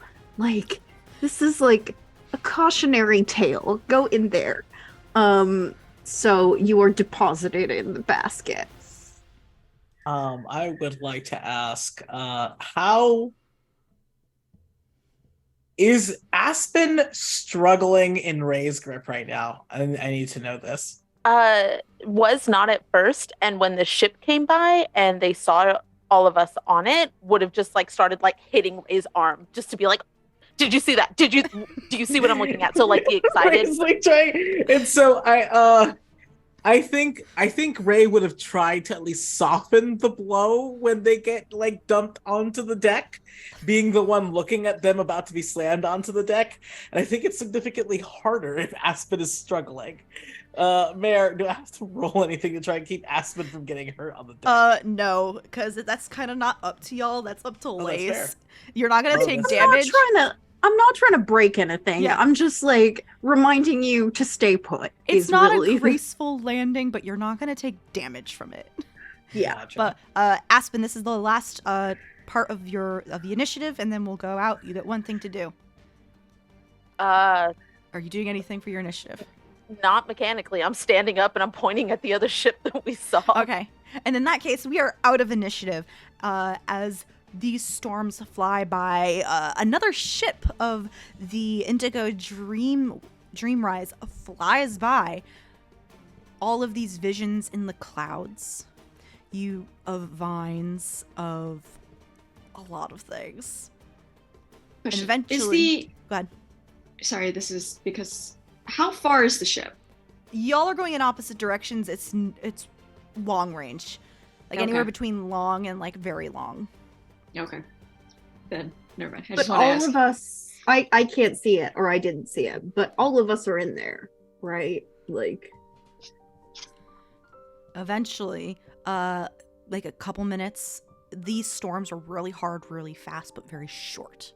And eventually all the whales unsurface and go back beneath whatever the waves they're swimming in are gone. And eventually Riley gets a hold of the ship, makes sure that y'all are on a safe spot of sailing like area, and looks back at all of y'all. Y'all all right? I almost lost my He's hat. laying down on the floor. Does that happen often? The storms sometimes. Well, the whales sometimes. The ship? No. It's the storms that I was looking for. Well, you found him. You saw the other ship too, right? You I did, saw I us. did, yes. I Hard saw not us on to. the ship. Hard not to. Okay. It was okay. I couldn't see very clearly, but it was definitely us, which or our evil twins, one of those No, two. no, you are correct.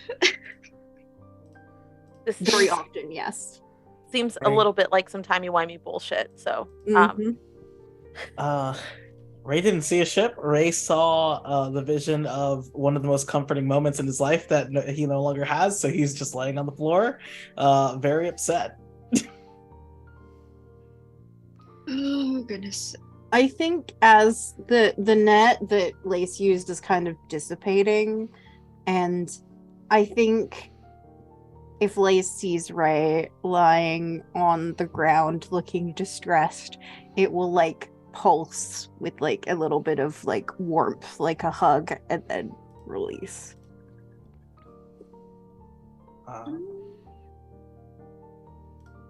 I think he just covers his face then, because that just makes him feel more. I know. about the She doesn't know. She Yeah. doesn't know. Would I have any understanding as to what any relationship between the Blue Sun, or in specifically like What question are you trying to, what information are you trying to figure out? Yeah, I'm trying to figure out if there is any sensible connection between the Blue Sun and because I know it's the sun of dream, like you're saying, dreams and stuff. Would I be able to work out any sort of relationship between that and time specifically? I know this is just the you weirdest can question. Roll. I want this to just be a general roll about the situation, though, if that's okay. Are you spending any intellect, Bene? Let's see how many I got. I hope you have a lot. I got a bunch. Yeah, because you're advanced. How many are you spending? Because you can spend up to 3. And are you spending any hidden knowledge or any sortilege? I'm gonna spend 2 intellect, Bene. Okay.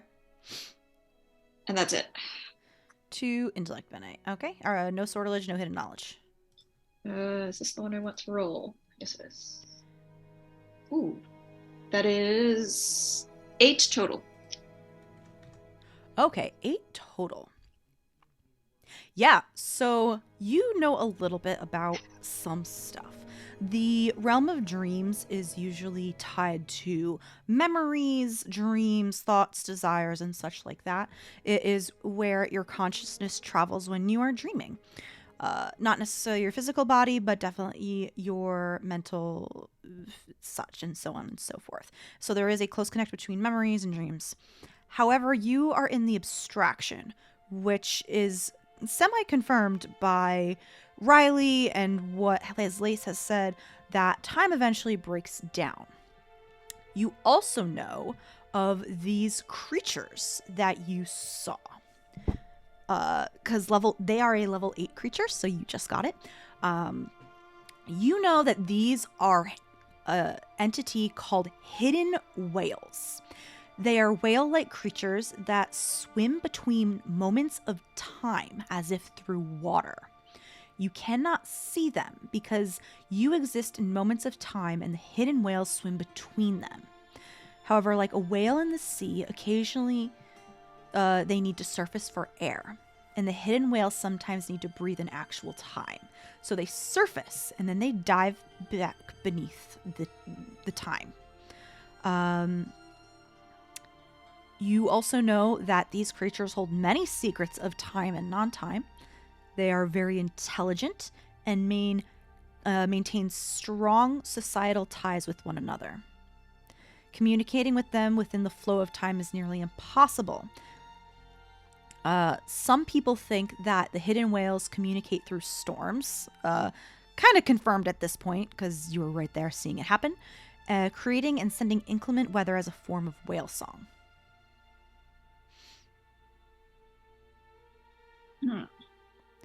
So, though you have hypotheses, all of this being mixed together is like a time concoction. This all makes sense.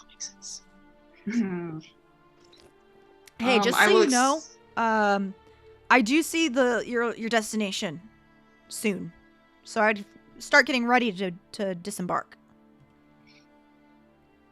You got like 10 minutes. 10 minutes. Roughly. Oh, that's just a rough estimate, okay? I will explain these. I will explain the whales to the group in these 10 minutes, by the way. I'm not preparing for anything. I'm explaining about whales. Okay. Is Ray still laying on the ground? Yeah. He's not getting up until he has to. Aspen would go over, and if Ray is amenable to it, would like try and move Ray's hand to be able to hold it to try and pull him up. I don't know if Ray would go. Aspen is not strong, so would not make any progress unless Ray was going. You pick up Ray's arm, and he looks at you, and his eyes are red, and he frowns, and he's like, "You got mad at me."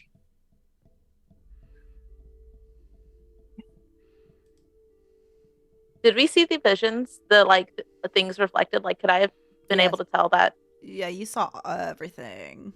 They weren't individualized. Aspen will just look down at Ray and said, "I told you, I don't want you to get hurt. I also saw what you saw, and I can tell that you're upset. So I think laying on the ground is probably not a good thing right now." But hurting isn't help. Hurting isn't hurting him. Sorry, I didn't mean to cut you off, Victor. Oh, I think Ray's like, it was a fast plan. It maybe wasn't the brightest, but I had a plan. I'm a very good swimmer. I had a rope. I know that you're a good swimmer. I saw that you had a rope. Don't go throwing yourself off of ships for people, Ray. I still think you should apologize to him because you threw a tantrum like a child. You said earlier, and Aspen is not using a point to be able to, a sorcery point. This is all happening in front of everybody. You said earlier that if I needed help, I should ask them for help. Yeah, You and saw, that's exactly what you didn't do. I wouldn't have had time, Helia. They jump into things. Yeah, and this is what I was telling you before about how you need to accept help every time but no, you're a stubborn jerk. And I don't appreciate you always talking down to me just because you think you're better than everyone else and thinking that you know everything. He was trying to help, and he had a plan, and you didn't trust him, is what it boils down to. I think Aspen looks appropriately reprimanded. Like, actually feels bad hearing this from Helia. No, I don't want to hear it. I'm gonna sit at near. I'm gonna go watch Riley work. And she turns around and goes to the front of the ship, 5 feet away.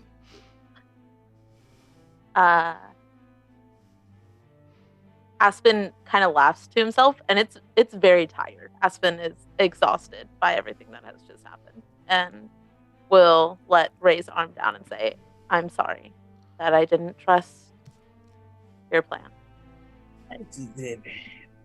Ray looks at Aspen, and again, there's that weird mix of jealousy and sadness, because Aspen still has the friend that no one else can see, but Ray does not.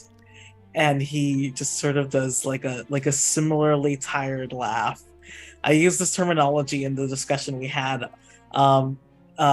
during our writing, but I will use it right now because I love it. It is a funhouse mirror of Aspen's, similar, but so intensely strange and broken, and it's just I know that face.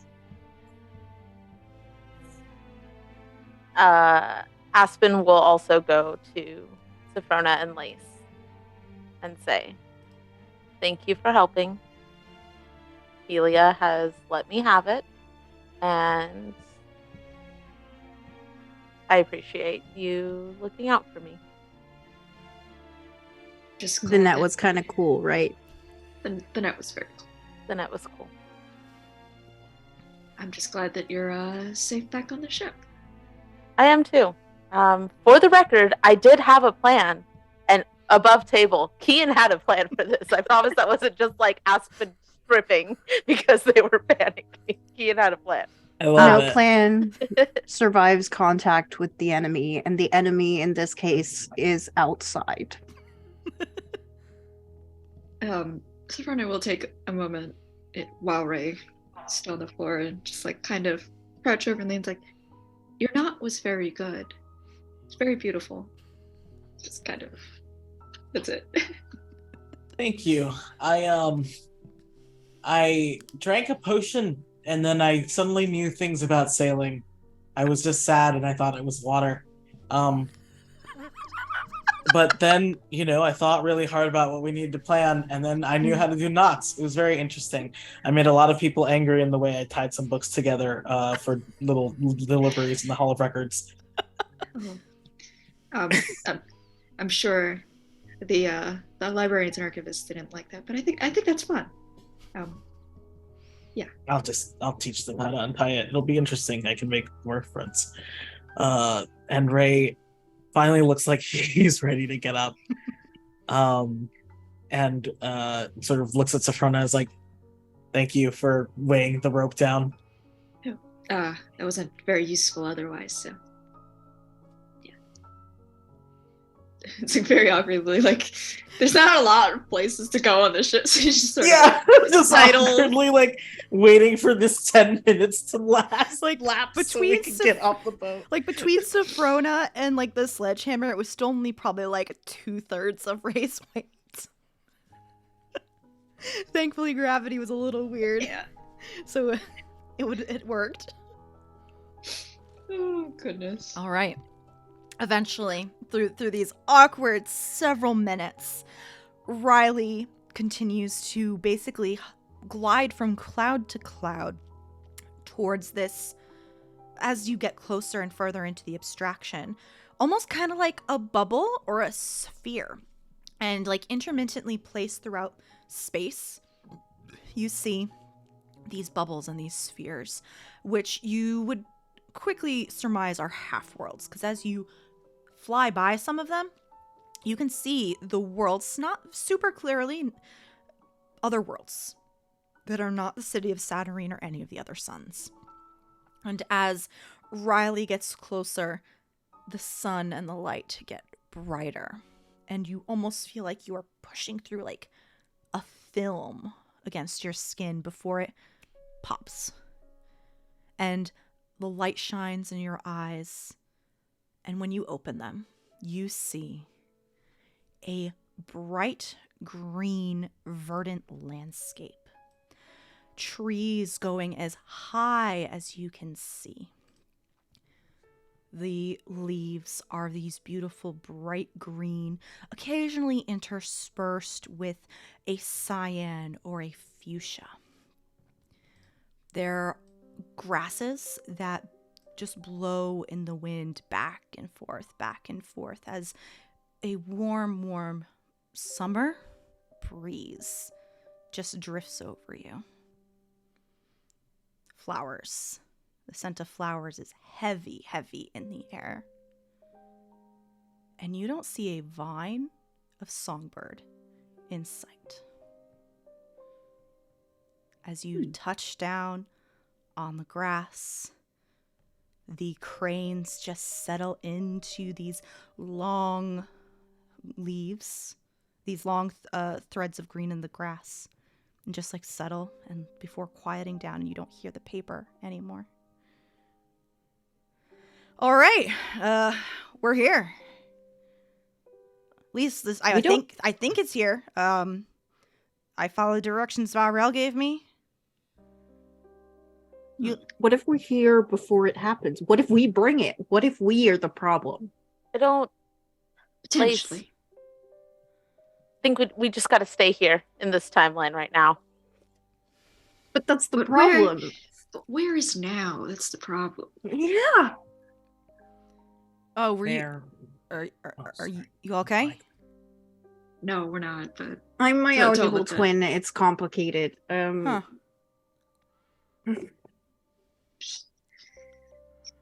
There. Yes.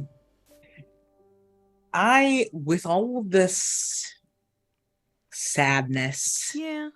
with the echoes of Songbird, Yeah. I think Ray would want, like in this moment when they land here, is trying to use whatever bit of sortilege he has Mm-hmm. to try and see if he can like reach out and see if Songbird even is here. Okay. What you're gonna do? This isn't a real check, but what we'll do is you will roll a sortilege, pulling at the raw threads of magic. Can I help with this? Because my prepared weave thing is kind of like looking into the history of things. Ray hasn't said anything, so I don't know if Lace would really know. So it'll be up to Ray. Okay. I will not help then. Sorry. No, yeah, I'm going to update my stuff. And I'm gonna use a sortilege bene and try and like reach out. Yeah. Raw strings of magic. I was gonna say something else, and I'm like, no, don't say that, Mare. Nope, don't worry about it. Keep going. Roll. What'd you get? 6. 6. You are looking for 5 plus Songbird, 5. yeah? Yeah. You can tell with a 6 that Songbird is not here. But as you are reaching out so very far, as before when you were trying to like find Songbird throughout Saturnine, you feel that like echo of Songbird at the very end of a very long like game of like children's telephone with the string and the cup. It echoes, and it's not really audible, but they're there on the other end. Yeah, Ray sort of like you see Ray, like I think it looks like Ray's like face is blurry for a moment. Like as he manifests like this magic and it's his mind reaching out, and then it snaps back into focus, and like Ray like looks around and it's like, Songbird's not here. The vines could be something else, but they are not here. As you're Do we having... see? Sorry, go ahead. I was just gonna ask. Do we see any like what looks like a standalone living thing, like possibly plant people, but any other humanoid thing anywhere? I was actually about to say. As you're having this conversation, you hear very quiet, like footsteps almost gliding through the foliage. And eventually, behind some trees, you do see approaching plant folk. They are very similar to Helia in the way that they are tall. They are of a darker, sturdier green in the torso and the arms, and their head is of this spiky yellow orange flower. And for reference, it's a bird of paradise. And we can all see these, Oh, yeah, correct? absolutely. This is not a Helia situation. It is Okay. not a Helia situation. Also, speaking of Helia, she's kind of been like near you, but like very obviously ignoring you. Arms crossed That's type fair. of situation. Yeah. Hello, we are from the future and or past. We're not sure. Just don't. Well, it's complicated. Hi. And they kind of like stop like pretty far away, and you kind of all realize that they are all holding sharpened sticks, very pointy. That's fair. You should, instead of stabbing us, Hi. how about hi? Yeah, hi. Hi. We weren't expecting fleshlings to come by. We normally are very you're speaking very odd terms, and welcome. Please just don't cause any harm, okay?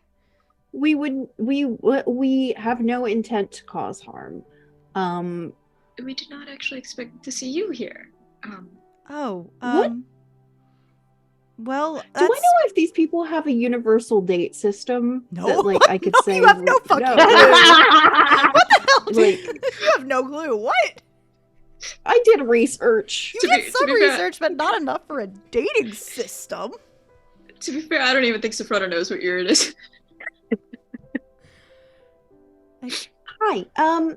Do you know Maybe they know one of the people that we know. I don't know what you mean by Well- that. We will escort you to our small locale. And please just don't cause any trouble. You are welcome here. Do you You are do welcome you have here. a king here? Oh. Yes. Do we know the king's name that Dracera told us about? No, you have not been given a name. Do you know Dracera? High Mage Dracera? Yes. I'm gonna go with yes. Yes, absolutely. You don't just walk into a meeting with High Mage Dracera, but I know of them, yes. Sorry, what is the purpose of your visit? Well, we had dinner with Dracera, like, how many weeks ago was that? Sorry, it's been a while since we've had some fleshlings here, but Dracera doesn't just have dinner with people.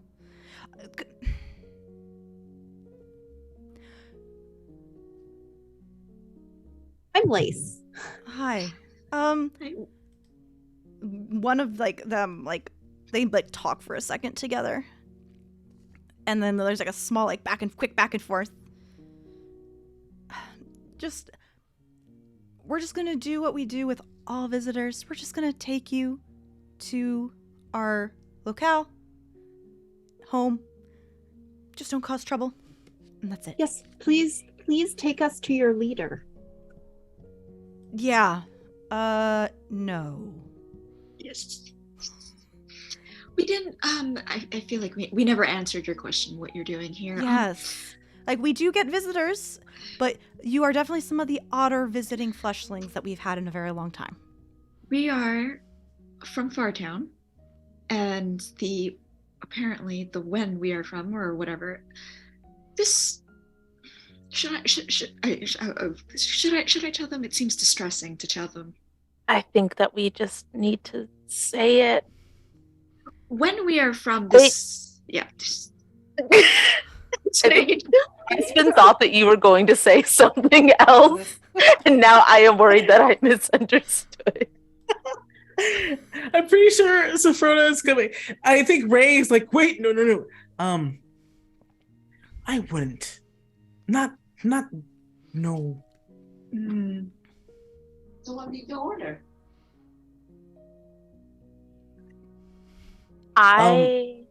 Go ahead. Aspen has an idea. I was just gonna ask how, has Elia done or said anything? Starstruck. She's not starstruck, but she's enraptured by everything. Okay. We should go with you. She looks like she's forgotten that she's mad at you. Perfect. God, I felt really bad for that. Well, you should have. I know. If you want to take us back to wherever you want to take us, I do have a small presentation involving red string that I would love to show you. We're trying to figure out a problem in Saturnine that we think the solution for it might be here. Mm-hmm. I don't know what you expect to find here, but we hope you enjoy your stay. Thank you. I want someone to make some kind of persuasion check, please.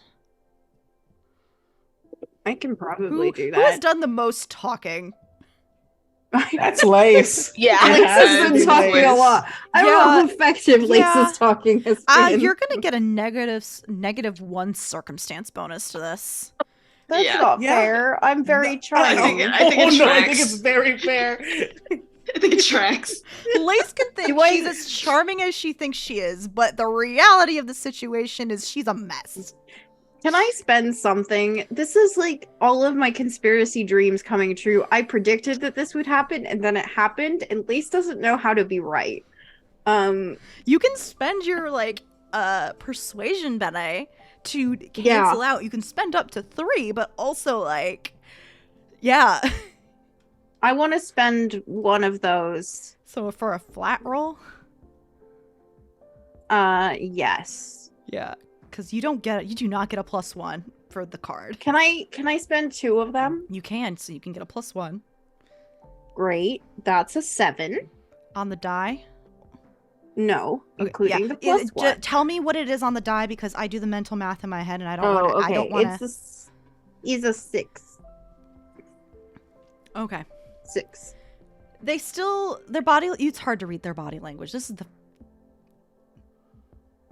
this is your first time meeting them. I had to think back to see who has and hasn't met the folks in Fartown yet, or the Saturnine. They nod. You can't really tell what their body language is. They talk to each other again, but then they nod at all 4 of you. Technically 5 of you, because Riley is still there, before leading the way. Riley too. Riley like waves at all y'all and actually pulls out like a lawn chair out of nowhere. I'm gonna pop a cold one and I'll wait here for all of you. Oh. Do any of this group look like any of the ladies that I had met?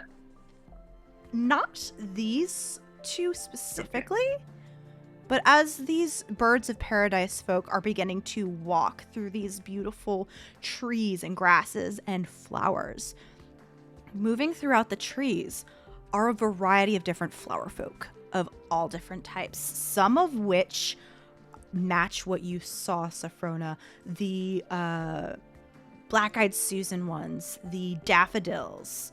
I can't remember what else. The bleeding hearts, and I think the last one was carnations.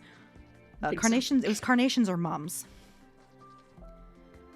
Talking, or in some cases dancing, sleeping, partially submerged in dirt, with their roots all the way in and like up to their like waists in the ground.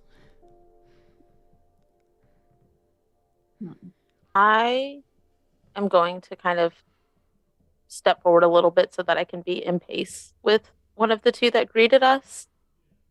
And I would like to ask if they know anybody named Helia.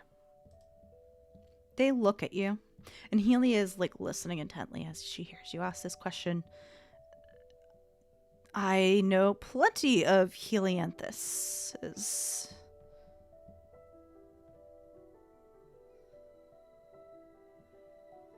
I'm not. Okay. Aspen just says, okay, thanks, and would step back with the group. Ray would be like, why don't you just show them the picture? Well, I don't know how specific it is, and I don't know that I want to know the answer. Well, what about Helia? I'll glance at Helia. Her attention is not on you. She's enjoying this, and I don't know. She's not paying attention at all. Not to you. Okay. She's darting out and darting back. Very quietly, I would say. I don't know that I want to find her here, knowing what happens. And then I would continue on. Do you know? You said you don't get many visitors here. Well, it's been a while since we've gotten some fleshling visitors from Saturnine. Yeah. Did you know what's the name of the guy in the book that I found that Nathaniel Blackthorn? Nat Blackthorn, yeah. Yeah. I was reading an interesting thing. Did you happen to meet a fleshling named Nat Blackthorn? And their posture like brightens up at this. Yeah, Blackthorn has come by multiple times. It was a very interesting book. It was seems like very interested in your culture and kind of spoke very highly of all of you. They're very good friends of a lot of people here. Yeah.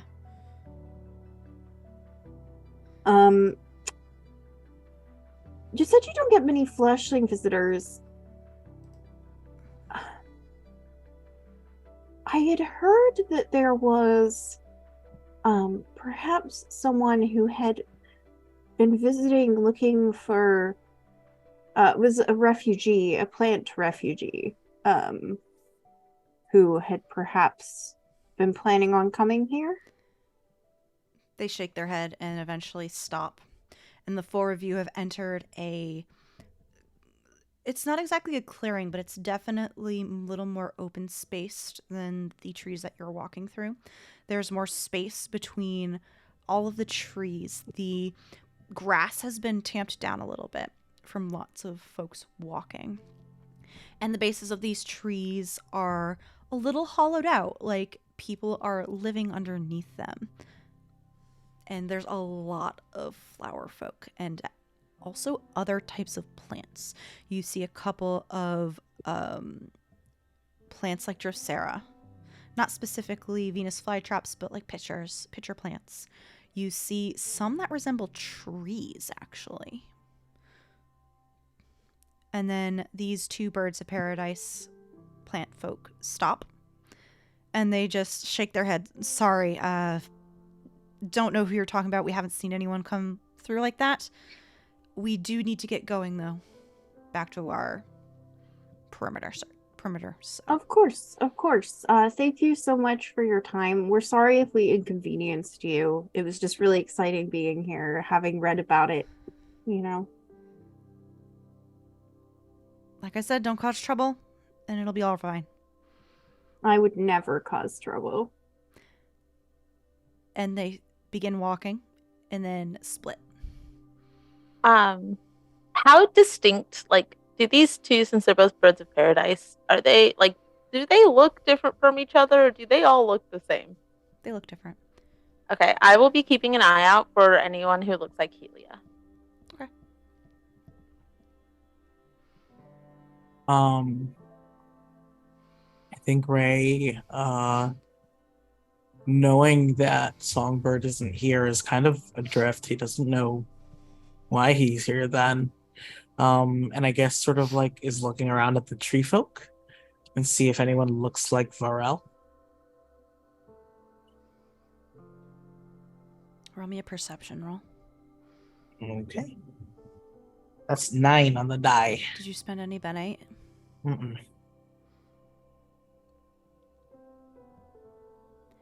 You see a very tall creature that looks similar to Varel at the very far end of your vision.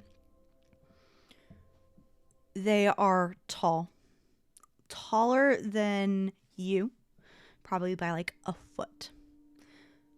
Their skin is a beautiful brown covered in mosses in general areas, and her hair is a full foliage of greens and cyans and fuchsias similar to the treetops. And curling around her horns and across her head are golden laurels. And she is talking down to some sunflowers. Ray is just like, I think I see someone that we might know, at least in the future. And Ray slips and starts walking towards them. I think Lace is gonna try and catch up with Ray and like quietly lean in and say to them, just so we're on the same page here, we're here before whatever happened to this world happened. Yes. I think that perhaps the angel that Sephrona saw might be manipulating your friend in some way to cause harm. Mm-hmm. Obviously, I'm assuming that you agree with us. We want to stop, or I should say us. I should say me. I'm used to talking for me and Shard. But I just want to be clear that I'm not here to like hurt. You don't have a knife that says we'd be gone on No, it. I was. Sabrina was actually like going to run up because she's very excited about this. She's not gonna have to use the knife. Like she's actually very excited. So she was going to run up and be like, yes. But we can Hold on. Aspen, roll me a perception check as well. We can stop this from happening. Yes, that's what I'm hoping. It's like she So you see everyone else begin walking off.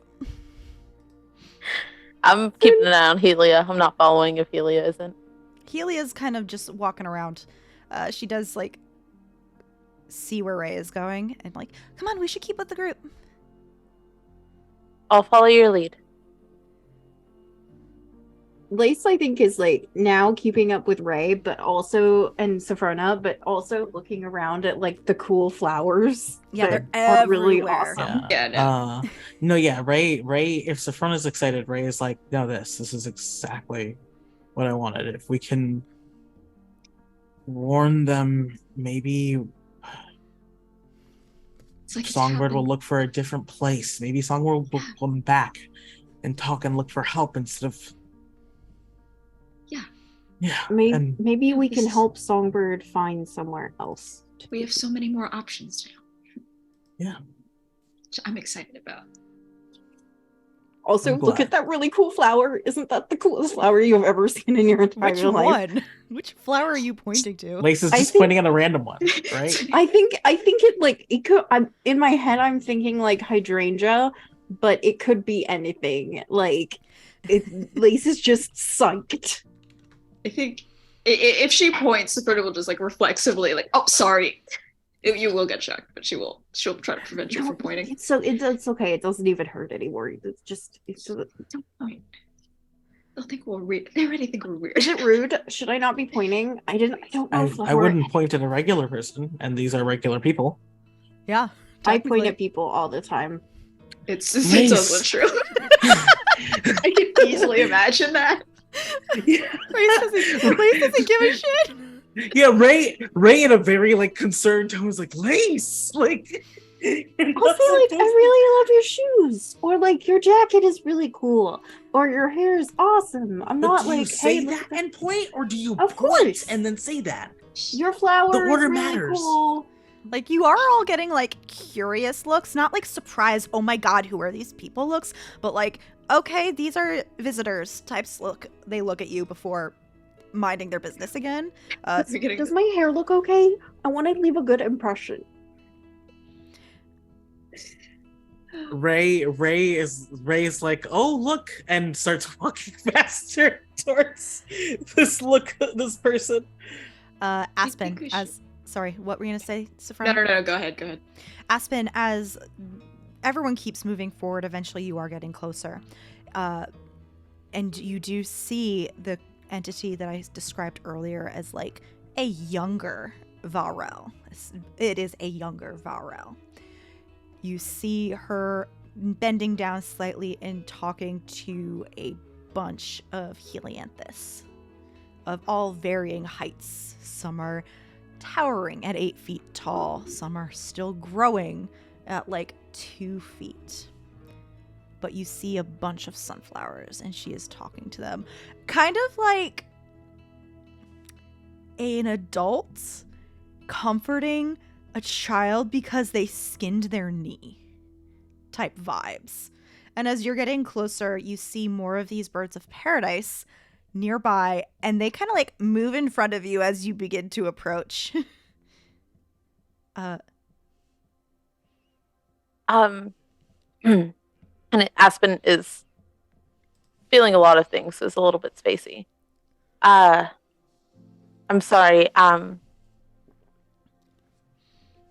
This is gonna sound ridiculous, but I don't think it's any more ridiculous than anything else that is happening right now. I have a friend with me that nobody else can see, and her name is Helia, and I think that she might also be here.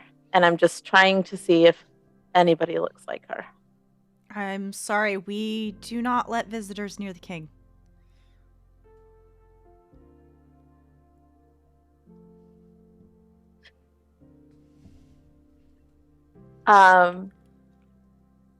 Oh, is that, would I recognize it as Varel? Yes. Is Varel the king? Aspen says it. Varel, The king is just the king. Sorry. But they are Oh, attending to business here right now.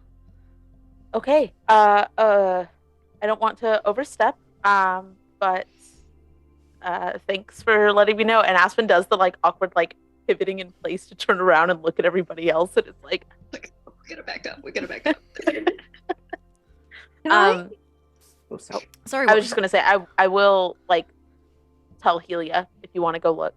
Just She try to is stay already close. gone. Okay. Oh no. Okay.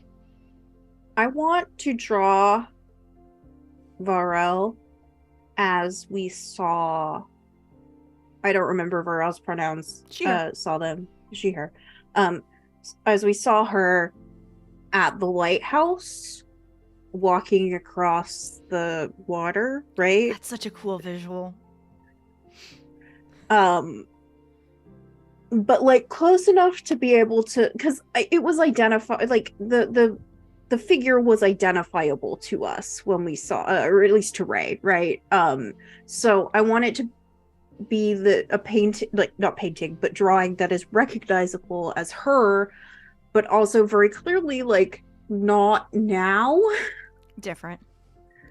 And I think Lace is also, as she's just sat down in the dirt and started doing this. Sketching. Yep. And I think also on another page, whenever she sees a particularly interesting plant person, she's gonna like make a note or like a little sketch on the opposite page because she wants to create like a mural of this at some point. Yes. But the intent is to eventually show this to the king as like maybe some kind of proof that we know in the future. I don't know. Ray and Sophrona, what are you doing as you hear these guards talk and Aspen does like a little backtrack? Sharona is gonna stop where she is, maybe backtrack a little bit, assess the situation, because we don't have any physical proof of anything. We sound crazy. We sound very confusing, so she's gonna stop to assess the situation. Oh, sorry. So yes, I'm just seeing some of the messages in chat. I kind of regret calling y'all fleshlings, but also I like it. Love it so much. Ray would look at Sophrona and be like, if these people know Blackthorn, as a Goetic, I might be able to talk that I'm trying to meet people who knew Blackthorn. Maybe. That's my plan. I feel like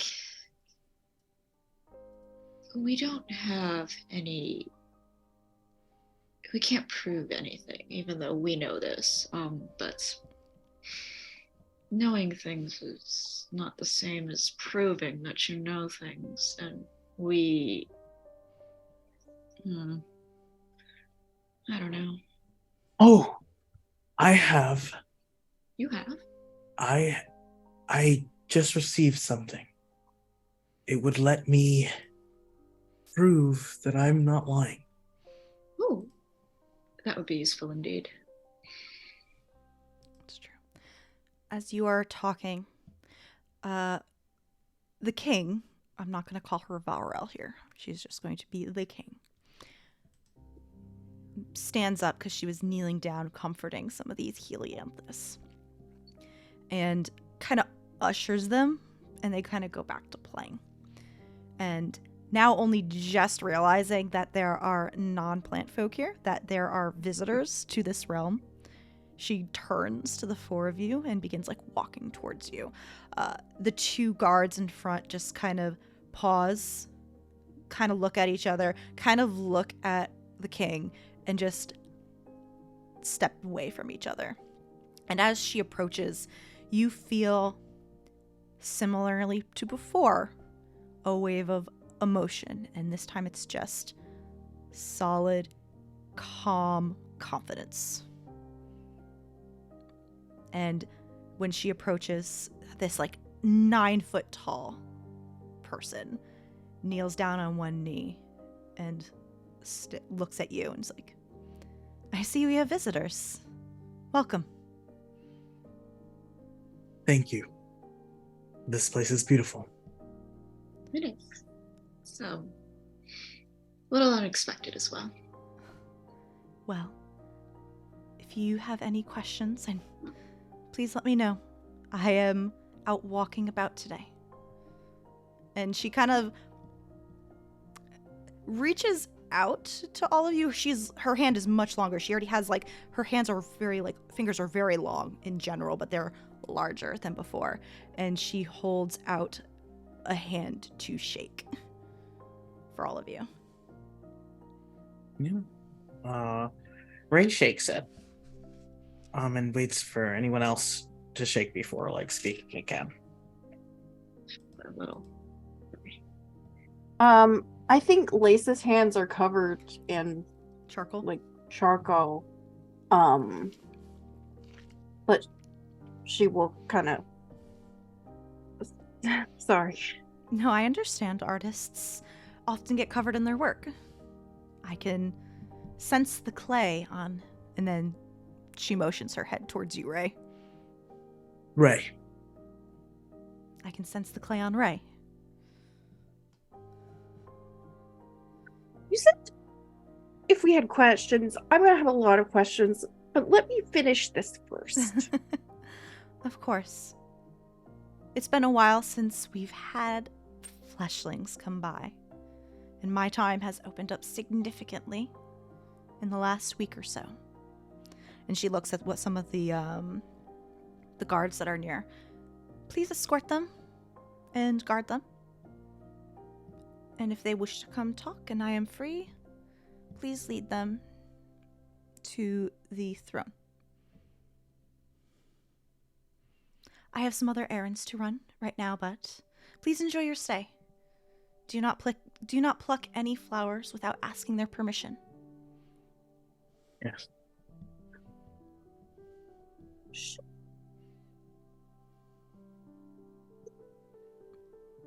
Did you mute yourself? No, I'm just making squeaky noises. Oh, okay. That my I was like, microphone what are is you not doing? picking up. I think Lace is struggling over whether to give a warning in case something happens in the immediate future that we need to how urgent is the warning is really but Lace is just covered in charcoal, and I would love to speak to you as soon as is convenient. She looks down at the guard next to her. So a couple hours' time. After I have walked around and seen to everybody. Okay. Thank you. And she stands up, towering above all of you, and walks away. And we're going to end a little early tonight because we cannot have this conversation in 10 minutes. Yeah. But Yeah, no. before we go, Aspen, Oh. you see Helia over near those helianthus. And she is standing next to a small sunflower, probably about half your height, staring at it. And you can tell, even though she does not have tear ducts, that she is crying. And Aspen probably does just stand there for a sec to say shit, and looks at Helia, assumedly looking at little Helia, and kind of glances around at everybody else and is thinking about how much damage it might do to take the heart of the world from this place, and is very, very conflicted about it.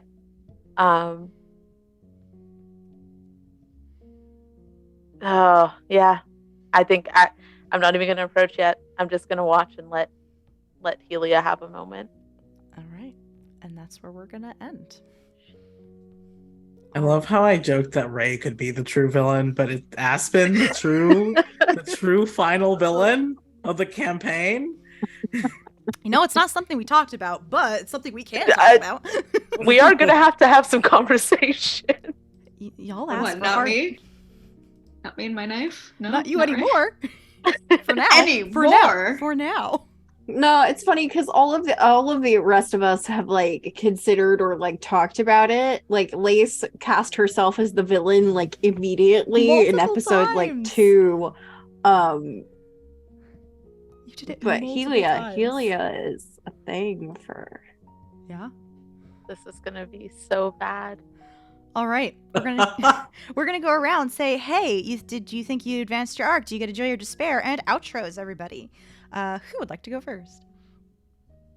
I can jump in. My name is Kian. My pronouns are they, them, theirs. You can find me on Twitter at @upfight_chiffon. The next thing I will be hanging out on Saturday over at Lost Caravan. We are doing the Fabula Ultima campaign, where I am also playing a angsty little baby, but is not angsty yet, so it'll be a little bit more lighthearted than this session was today. I do think that I progressed my arc because we are at Emerin, stressful as that is.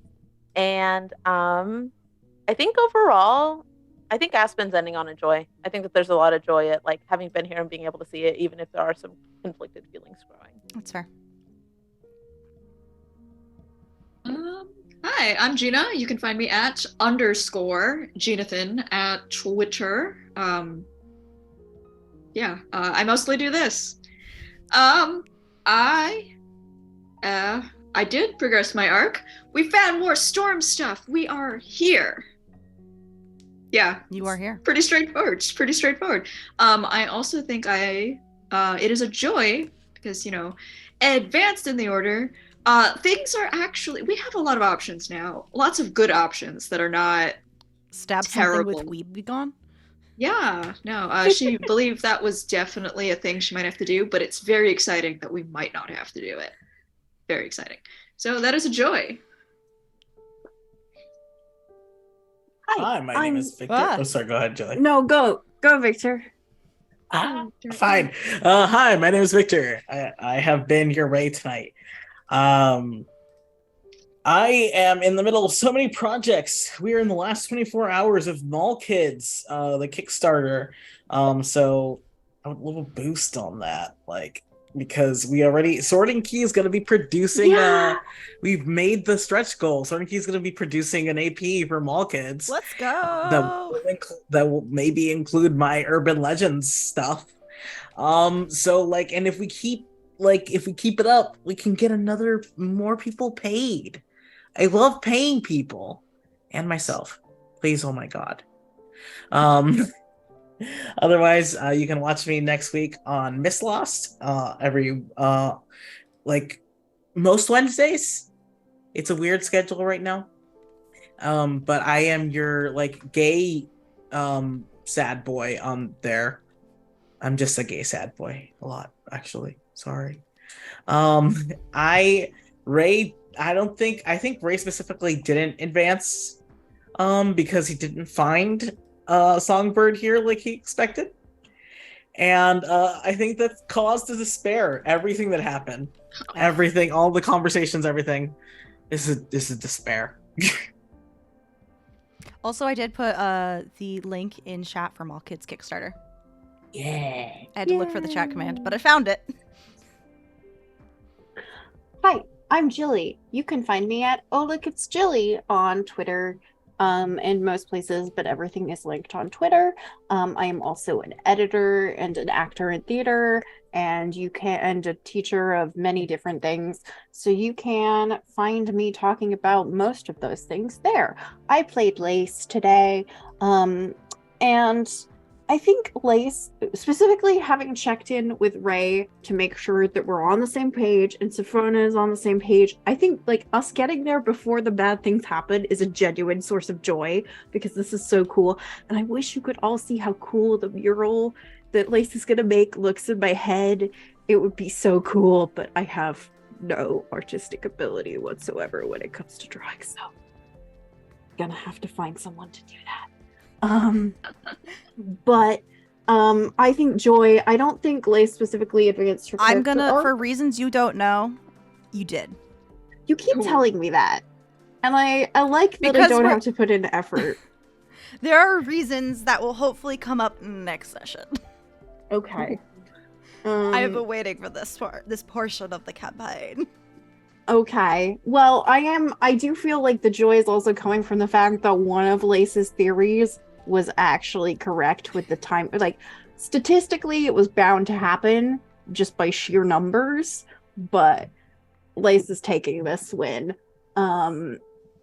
Yeah. So come follow me on Twitter and tune in next week to see more of me pretending to draw. I gotta start learning how to draw. I think that leaves me. Hi, I'm Mare. You can find me on Twitter at Archmage of Dice. This is the only game I'm doing right now until the 30th. I think it's the 30th of the month, where I'll be running a game of Printweaver Pillars of Ink over on Neon Lights Roleplay starting at 6 p.m. Eastern Time, and that'll be the premiere. There's also a lot of channel stuff going on right now, like a lot of channel stuff. Please just check the Twitter. We've got like Mall Kids coming up, an interview. We have the Ryutama game. We have Brindlewood Bay coming up soon, and another Mall Kids interview with Matthew, the writer. So please just check everything out. We have all the events in Discord. They're on the Twitter. Yeah, we're doing a lot of cool things. Anyway. For the end of the night, we are going to go raid Atso Spirit Bear, our lovely friend of the channel, who is playing Grease. And he's getting close to the end. It's a sad game. It's so good. Please go check it out and give us love. Give him some love. Bye.